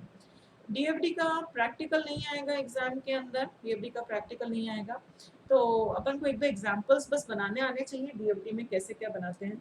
तो आपको दे रखा है process flow of sales, sales का दे रखा है आपको, DFD दे रखा है। तो ये आप लोग देख लेना, इसमें कौन से डिपार्टमेंट्स है, लाइक मार्केटिंग डिपार्टमेंट जैसे आपको DFD बना रखा है। कस्टमर, फिर ऑर्डर आया, कस्टमर का ऑर्डर वेरीफाई किया है क्या, अगर है तो इनवॉइस जनरेट कर सामान को शिप कर दिया, और अगर अवेलेबल नहीं है तो कस्टमर को बता दिया सामान अवेलेबल नहीं है। तो मार्केटिंग डिपार्टमेंट का काम है ऑर्डर लेना। डिस्ट्रीब्यूशन सेंटर का काम है कि चेक करना वो सामान है या नहीं। अकाउंट्स डिपार्टमेंट का काम है इनवॉइस को जनरेट करना। शिपिंग डिपार्टमेंट का काम है शिप कर देना उस प्रोडक्ट को। तो ये वाला DFD आप लोग देख लें, ठीक है। तो बेसिकली DFD किस चीज के बारे में अपन को ओवरव्यू देते हैं? DFD, data flow diagram. What data system must process, क्या डेटा को, कौन से डेटा को सिस्टम प्रोसेस करेगा वो DFD बताएगा। क्या ट्रांसफॉर्मेशंस होंगे, क्या क्या ट्रांसफॉर्मेशंस होंगे, डेटा किस किस चीज़ों में कन्वर्ट होगा, डेटा को कहाँ पे स्टोर किया जाएगा, एंड जो रिजल्ट्स जनरेट हो रहे हैं उनको आप कहाँ कहाँ फ्लो करोगे, किन किन लोगों को रिजल्ट बताओगे, ये चार बातें DFD में बताई जाती हैं। तो DFD में आप क्या बताते हो? क्या डेटा सिस्टम प्रोसेस कर रहा है, क्या क्या ट्रांसफॉर्मेशन हो रहे हैं, कहाँ डेटा स्टोर किया जा रहा है, और जो रिजल्ट्स आ रहे हैं उनको कहाँ पे आप फ्लो करो, कहाँ पे डिस्ट्रीब्यूट करो उन रिजल्ट्स को, वो आप DFD में बताते हो। तो DFD बेसिकली ये बताएगा कि कौन से डिपार्टमेंट का, फंक्शनल डिपार्टमेंट का क्या क्या प्रोसेस, कौन सा डिपार्टमेंट क्या प्रोसेस करेगा, कौन सा काम करेगा, एक ही प्रोसेस के सब प्रोसेस क्या करेगा वो आपको क्या बताता है? DFD बताता है। ठीक है, देन DFD के सिंबल्स, DFD में कौन से सिंबल्स काम में लिए जाते हैं? सबसे पहला प्रोसेस, प्रोसेस के लिए आप कौन सा सिंबल काम में लेते हो डीएफडी में? ऐसा रेक्टेंगल और उसके अंदर की जो दो लाइन है उसके अंदर आप दो लाइनें बना देते हो, ये होता है आपका डीएफडी का प्रोसेस। मतलब डीएफडी में अगर कोई भी एक्टिविटी कोई भी प्रोसेस आपको दिखाना है कि ये काम हो रहा है, इनपुट जो है आउटपुट में कन्वर्ट हो रहा है, तो वो किस में दिखाओगे आप? प्रोसेसिंग सारी रेक्टेंगल और उसके अंदर की दो लाइनें बना दोगे। तो प्रोसेस, प्रोसेस का मतलब क्या होता है? प्रोसेस का मतलब क्या होता है? इनपुट को आउटपुट में कन्वर्ट करने के जो स्टेप्स होते हैं कि क्या क्या स्टेप्स आप काम में लोगे इनपुट को आउटपुट में कन्वर्ट करने के लिए, उसको प्रोसेस बोल देते हैं। प्रोसेस के लिए कौन सा डायग्राम काम में लेते हैं? Rectangle with two lines. Data flow, क्या डेटा एक जगह से दूसरी जगह जा रहा है, तो डेटा जो होता है वो इस एरो से दिखाया जाता है। क्या डेटा फ्लो हो रहा है, क्या डेटा फ्लो हो रहा है, वो किससे दिखाओगे? एरो से दिखाओगे कि ये डेटा फ्लो हो रहा है। Data from one place to another, एक जगह से दूसरी जगह जो डेटा ट्रैवल कर रहा है उसी को डेटा फ्लो कह देते हैं। देन थर्ड है इसके अंदर, that is external agent. External agent, external agent को किन से दिखाया जाता है? एक्सटर्नल एजेंट को सिंपल एक रेक्टेंगल स्क्वायर से दिखाया जाता है। एक्सटर्नल एजेंट में आप सोर्स एंड डेस्टिनेशन के बारे में बताते हैं। सोर्स कहाँ से शुरू हुआ और कहाँ जाकर खत्म होगा, कौन यूजर होगा जो इनपुट देगा और कौन यूजर होगा जो आउटपुट लेगा, that is known as external agent.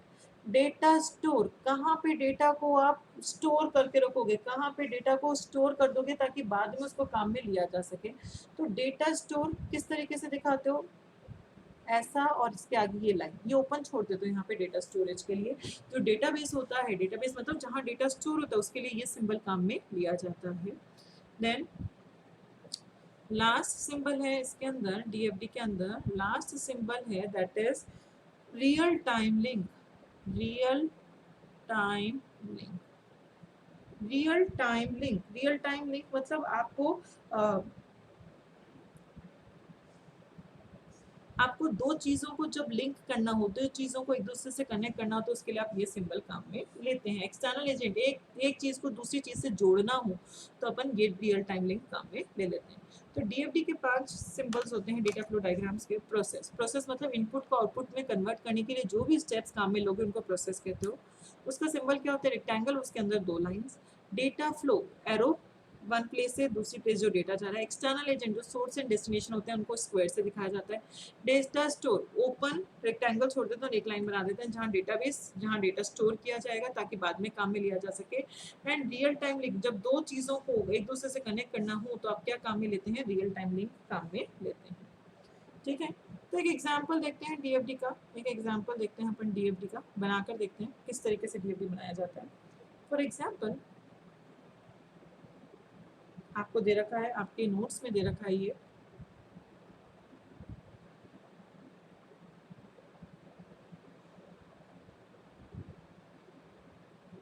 Diagram आप लोग याद कर लेना, जब भी एग्जाम में डीएफडी पूछा जाए तो ये एग्जाम्पल आप बनाकर आ सकते हैं। ये डीएफडी का एग्जाम्पल है, अभी समझते हैं क्या कह रहा है ये डायग्राम अपन को।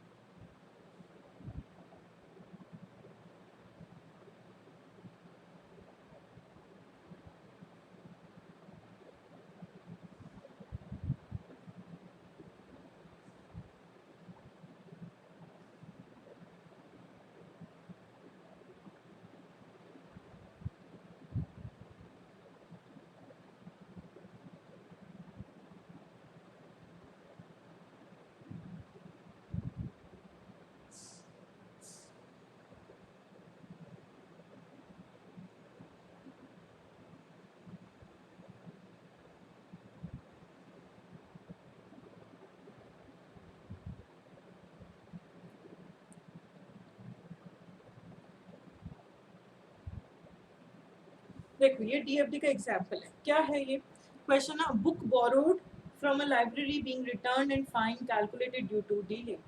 आपने लाइब्रेरी से कोई बुक ली और जब आप उसको रिटर्न करने गए तो आपका फाइन लगा, क्यों? क्योंकि आपने लेट उसको रिटर्न किए, लेट रिटर्न किए। तो इसके लिए आपको एक डीएफडी बनाना है कि आपने एक लाइब्रेरी से बुक बोरो की और जब रिटर्न किया तो आपको फाइन पे करना पड़ेगा क्योंकि आपने लेट उसको रिटर्न किया।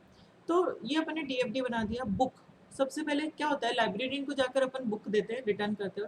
बुक क्या है? आपका सोर्स, लाइब्रेरियन उस बुक का बार कोड रीड करता है। ये बार कोड क्या है? उसका डेटा, मैंने एरो से दिखाया डेटा, सोर्स को मैंने दिखा दिया, जो मेरा एक्सटर्नल एजेंट बोल दो या सोर्स बोल दो इसको, तो एक्सटर्नल एजेंट को आपने रेक्टेंगल से दिखा दिया। अब प्रोसेसिंग होती है, जैसे ही बार कोड रीडर लाइब्रेरियन ने रीड किया तो आपकी प्रोसेसिंग होगी किस चीज़ की? बार कोड की आपकी प्रोसेसिंग होगी।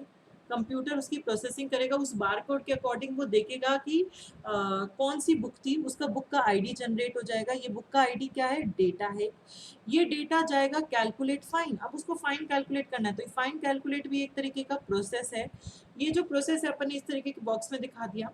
कितना फाइन देना है? उसने लाइब्रेरी में, मतलब उसने डेटाबेस में जाके देखा, डेटाबेस में उस आईडी के अकॉर्डिंग रिटर्न करनी थी उसको वो बुक, सपोज 15 अगस्त को रिटर्न करनी थी, पर वो 17 अगस्त को रिटर्न कर रहा है, तो 2 दिन वो लेट हो गया रिटर्न करने में, तो 2 दिन का फाइन कैलकुलेट होगा। यहाँ पे 1 दिन का 5 रुपए फाइन लिखना है, तो 2 दिन का कितना रुपए फाइन होगा? 10 रुपए फाइन। बता देंगे बोरोवर को कितना फाइन लगेगा? 10 रुपए, और ये अपन किसको बता देंगे? बोरोवर को बता देंगे। तो ये तो आपका डेटाबेस हो गया जहाँ चीजें स्टोर होती हैं, ये आपकी प्रोसेसिंग हो रही है सारी। ये आपका डेस्टिनेशन कि कहाँ, उसको बोरोवर को पता चल गया उसको कितना फाइन देना है, मतलब ये आपका क्या हो गया? एक एक्सटर्नल एजेंट हो गया। तो इस तरीके से डीएफडी बनाया जा सकता है। तो डीएफडी अपन ने कैसे बनाया है यहाँ पे कि आपने बुक ली, बोरो की, और जब रिटर्न करने का तो फाइन के पे करना पड़ रहा है क्योंकि आपने लेट रिटर्न की। तो बुक देंगे अपन, बारकोड रीडर से बारकोड रीड होगा, बारकोड की प्रोसेसिंग होगी, बुक की आईडी जनरेट होगी, फाइन कैलकुलेट होगा, डेटाबेस में जाकर चेक होगा आपने कितने दिन बाद वो बुक हमें दी है रिटर्न किए, उसके अकॉर्डिंग फाइन कैलकुलेट कर बोरो को बता दिया जाएगा कि आपको इतना फाइन देना है। तो ये आपके source, destination, external agents rectangle में दिखा दिए। ये प्रोसेसिंग आपकी अपने स्क्वायर और अंदर 2 लाइन्स में दिखा दिया। डेटा जो है एरो पे दिखा दिया, और जो डेटाबेस है वो आपने इस तरीके के डायग्राम में दिखा दिया। तो ये एक एग्जाम्पल है डीएफटी का, आप लोग सब लोग इसको लर्न कर लेना, ठीक है। ये एक एग्जाम्पल है डीएफटी का, इसको आप लोग सब लोग लर्न कर लेना। और भी कुछ डायग्राम्स दिए हैं अपने कोर्स में डीएफडी के, और भी बहुत सारे एग्जाम्पल्स दिए हैं अपने कोर्स में डीएफडी के। क्या क्या एग्जाम्पल्स हैं? मैं डायग्राम बनाकर नहीं दिखाऊंगी बच्चों, यहाँ पे मैं डायग्राम्स बनाकर नहीं दिखाऊंगी, मैं सिर्फ आप लोगों को बता दूंगी डीएफडी क्या होता है। हर एक फंक्शनल डिपार्टमेंट का प्रोसेस बताता है कि हर एक डिपार्टमेंट का क्या क्या काम रहेगा, कौन से डिपार्टमेंट इन्वॉल्व रहेंगे उस काम को खत्म करने के लिए। तो डायग्राम्स आप लोग चेक देख लेना, डायग्राम सारे आपके नोट्स में बने हुए हैं। तो मैं यहाँ पे सिर्फ एग्जाम्पल्स अपन पढ़ रहे हैं क्या क्या है, कुछ और डीएफडी के एग्जाम्पल्स हैं, एग्जाम्पल्स ऑफ डीएफडी। ये जब भी एग्जाम में स्पेसिफिकली पूछे तभी बताना है, अदरवाइज नहीं बताना है, ठीक है। पहला है इसका, that is customer order fulfilment. Customer ने कोई ऑर्डर दिया और उसको आप किस तरीके से कैसे फुलफिल करते हो।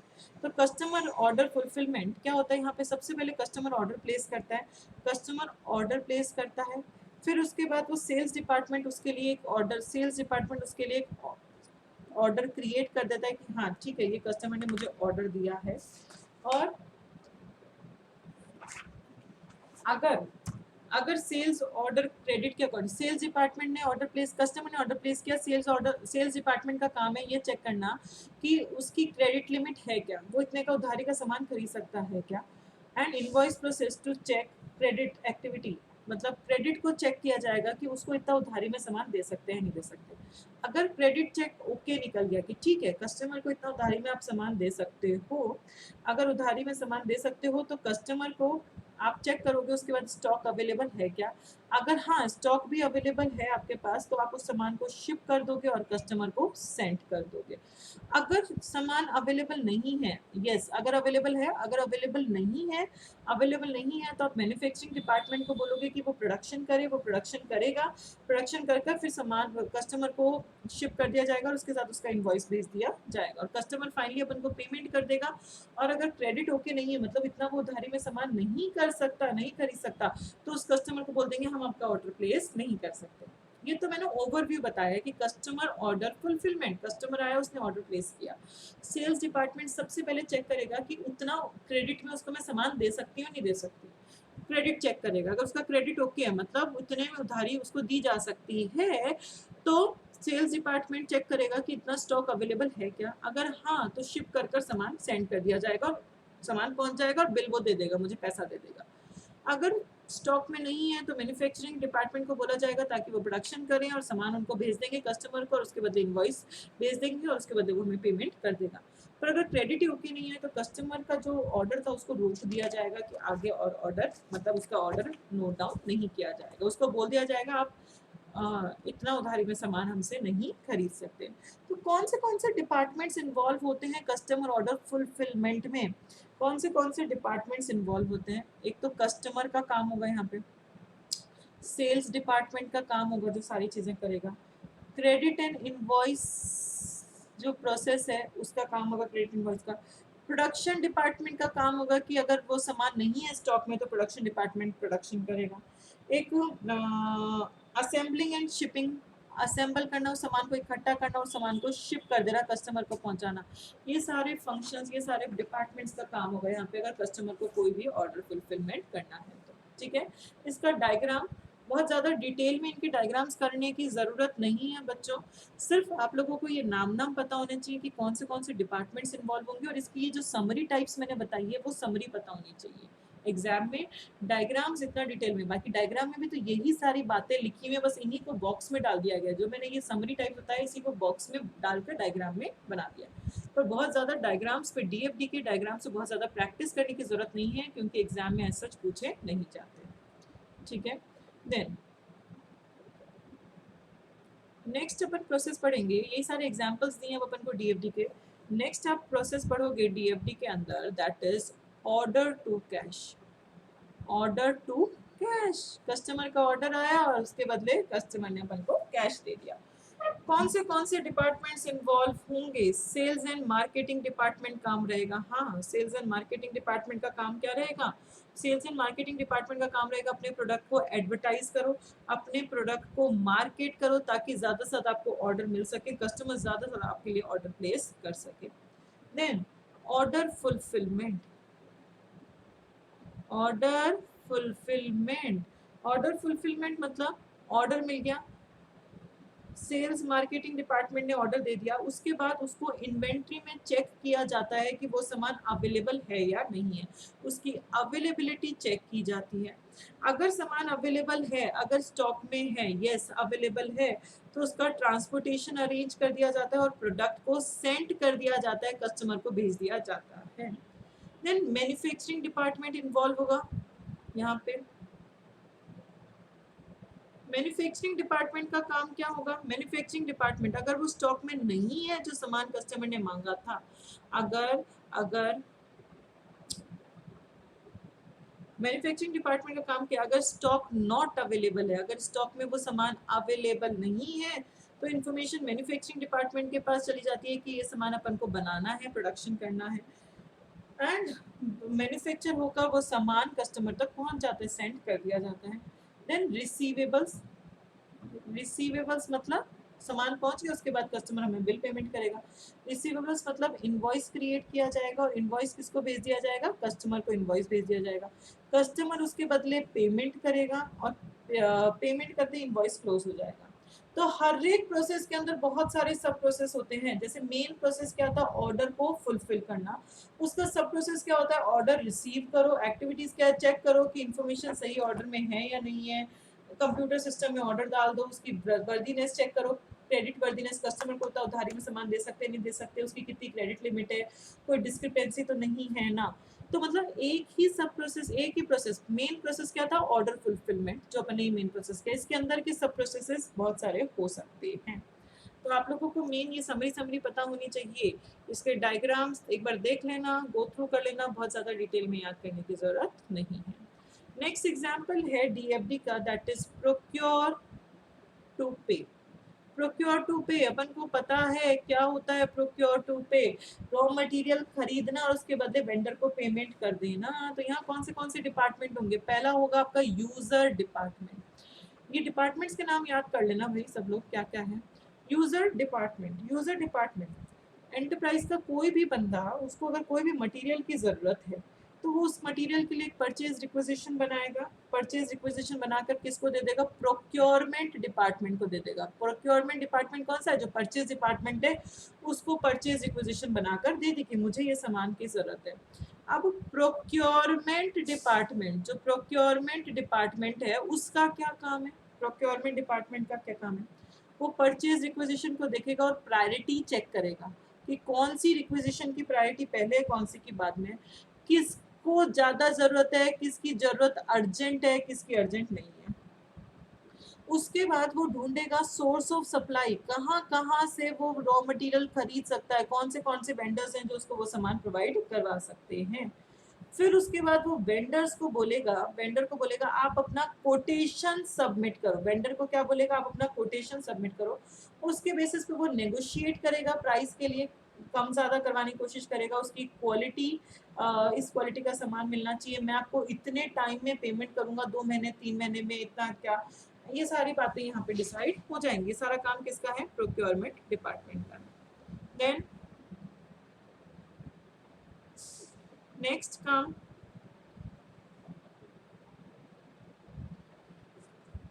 नेक्स्ट है यहाँ पे थर्ड आ गया वेंडर। वेंडर कौन है, जो हमें सामान दे रहे हैं, रॉ मटेरियल दे रहे हैं, वो वेंडर्स हैं। वेंडर्स क्या होते हैं, वेंडर्स परचेज ऑर्डर रिसीव करेंगे आपसे एंड अपने इंटरनल चेक करेंगे, अपना पास चेक करेंगे कि मेरे पास वो रॉ मटेरियल है या नहीं है। देन कोई डिस्क्रिपेंसी है तो उसके साथ उसको मैच कर लेंगे, मतलब वो सारी चीज़ें जो कोटेशन उसने दिया था, जो उसने कोटेशन दिया था कि मैं इस क्वालिटी का इतनी रेट पे सामान दूंगा, तो आपने परचेज ऑर्डर में भी उसी क्वालिटी का उतने रुपए में मांगा ही नहीं मांगा, ये सारी चीज़ें वेंडर चेक करेगा। कोई कोटेशन, कोई भी डिस्क्रिपेंसी है तो उसको वो बता देगा। अगर कोई डिस्क्रिपेंसी नहीं है तो वेंडर के लिए तो वो सेल्स हो गई, वेंडर उसको अपने बिजनेस, अपने डिपार्टमेंट के अकॉर्डिंग, अपने सिस्टम के अकॉर्डिंग सेल्स में एंटर कर देगा। फिर वेंडर उस सामान को शिप कर देगा और जहाँ पे भी जो एड्रेस लिखा हुआ था, और एक वेंडर इनवॉइस बनाएगा, वीआई, वीआई का मतलब क्या है, एक वेंडर इनवॉइस उसने जनरेट कर दे दिया। जो वो वेंडर इनवॉइस किसको देगा, अकाउंट्स पेबल डिपार्टमेंट को वो इनवॉइस भेज देगा, जो भी एड्रेस लिखा हुआ था उसके अकॉर्डिंग वेंडर इनवॉइस बनकर उसके पास पहुंच गया। देन स्टोर्स,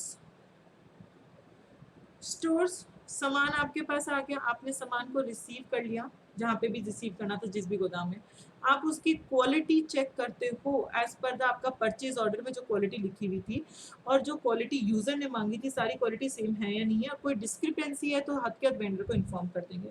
फिर एक गुड्स रिसीट नोट बनाया जाता है, गुड्स रिसीट नोट बनाया जाता है कि हमने क्या क्या सामान आपसे प्रिपेयर किया है, एंड आप अपने स्टॉक को अपडेट कर देते हैं, इंक्रीज कर देते हैं। फिर ये गुड्स रिसीट नोट आप सेंड कर देते हैं किसको, अकाउंट्स पेबल डिपार्टमेंट को, क्योंकि फाइनली पे किसको करना है, अकाउंट्स पेबल डिपार्टमेंट को, तो वो चेक कर सके कि हाँ ये सामान आया था और इतने रुपए का सामान आया था और उसको पेमेंट कर सके। तो अकाउंट्स पेबल डिपार्टमेंट को आप एक गुड्स रिसीट नोट बनाकर भेज देते हैं। और स्टोर्स में क्या होता है, जिस भी डिपार्टमेंट को जो सामान चाहिए था उसको वो इशू कर दिया जाता है। एक मटीरियल इशू नोट बनाया जाता है, मटीरियल इशू नोट, कि आपसे सेल्स डिपार्टमेंट ने ये सामान मांगा था या आपसे मैन्युफैक्चरिंग प्रोडक्शन डिपार्टमेंट ने ये सामान मांगा था, वो नोट बनाकर उस डिपार्टमेंट को वो सामान भेज दिया जाता है। एंड लास्ट किसका काम है, that is accounts payable, accounts payable AP. Accounts payable department क्या करेगा, accounts payable department 3 way match करेगा, 3 चीजों को मैच करेगा, फिर वो पेमेंट करेगा। Purchase order, goods receipt note और वेंडर का इनवॉइस, ये 3 चीजों को चेक करेगा। परचेज ऑर्डर और गुड्स रिसीट नोट में same price, same quality, same सब चीजें सेम है नहीं है, एंड गुड्स रिसीट नोट और वेंडर इनवॉइस को चेक करेगा कि जो इनवॉइस बनकर आया वही सामान मुझे मिला है ना नहीं मिला, या फिर इनवॉइस कोई ज्यादा सामान का आ गया, मेरे पास 5 ही क्वांटिटी आई, इनवॉइस में 6 क्वांटिटी लिखी हुई है। तो पहले तो ऑर्डर और गुड्स रिसीट नोट को चेक करेगा कि मैंने जो ऑर्डर प्लेस किया था वही सामान मुझे मिला है क्या, एंड जो सामान मिला उसी का बिल आया ही नहीं आया, इस तरीके से वो चेकिंग करता है।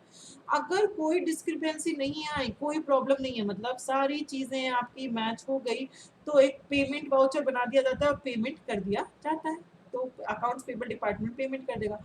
अगर अगर अगर डिस्क्रिपेंसी आ गई, कोई प्रॉब्लम आ रही है, मतलब आपको सामान तो आया 10 क्वांटिटी और बिल आ गया 11 क्वांटिटी का, तो आप उसको होल्ड पर डाल देते हो, पेमेंट को रोक देते हो, ऑन होल्ड रख देते हो, कि उसको फर्दर क्लैरिफाई करने की जरूरत है, उसको फर्दर चेक करने की जरूरत है, और पेमेंट जो है वो वेंडर को कर दिया जाता है। अगर कोई डिस्क्रिपेंसी नहीं है तो पेमेंट वेंडर को कर दोगे, नहीं उस पेमेंट को आप होल्ड पे रख दोगे। तो इस तरीके से प्रोक्योर टू पे काम करते हैं। क्या क्या कौन से लोग होंगे इसमें, यूजर डिपार्टमेंट। यूजर डिपार्टमेंट जिन लोगों को जो सामान चाहिए उसकी परचेज रिक्वेजिशन बनाकर वो प्रोडक्शन डिपार्टमेंट प्रोक्योरमेंट डिपार्टमेंट को दे देंगे। प्रोक्योरमेंट डिपार्टमेंट का काम है उसको चेक करना, उसकी प्रायोरिटी, नीड, अर्जेंसी, फिर कहाँ कहाँ से वो मिल सकता है। उन वेंडर्स को बोलेंगे कोटेशन दो, कोटेशन देने के बाद नेगोशिएट करेंगे, क्वालिटी बताएंगे, हमें इस क्वालिटी का सामान चाहिए और इस टर्म्स हम इतने दिनों में आपको इस तरीके से इतना पैसा देंगे। वेंडर क्या करेगा, वेंडर परचेज ऑर्डर को चेक करेगा, इंटरनल चेक मेरे पास सामान है ना, सामान है, और कोटेशन के अकॉर्डिंग ही जो मैंने कोट किया था उसी के अकॉर्डिंग आप मेरे से सामान मंगवा रहे हैं ना, उतना ही प्राइस पे आप सामान मंगवा रहे हैं ना। सेल्स अपनी सेल्स में डाल देगा, शिप कर देगा और एक इनवॉइस बनाकर अकाउंट्स पेबल डिपार्टमेंट को भेज देगा।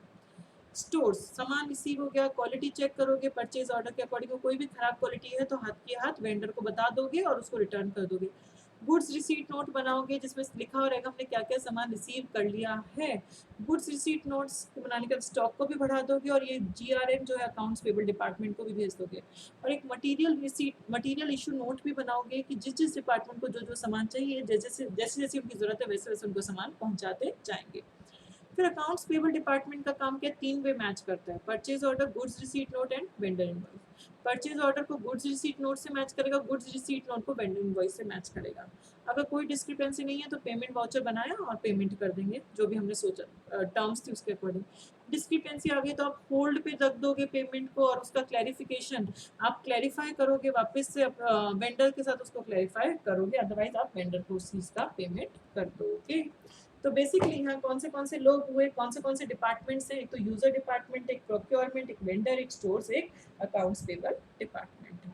तो इनके डायग्राम्स को थोड़ा थोड़ा देख लेना। बाकी ये जो मैंने डिस्क्रिप्शन बताया है अगर आपसे DFD के पॉइंट ऑफ व्यू से ये डिस्क्रिप्शन पूछे जाए तो इस तरीके से लिख देना कि किस किस डिपार्टमेंट का क्या क्या काम है, अपन एटलीस्ट उसको डिस्क्राइब कर देंगे। ठीक है, तो DFD में अपन ने 3 एग्जांपल्स पढ़े हैं, एक तो प्रोक्योर टू पे, एक अपन ने पढ़ा ऑर्डर टू सेल्स, एक अपन ने पढ़ा ऑर्डर फुलफिलमेंट।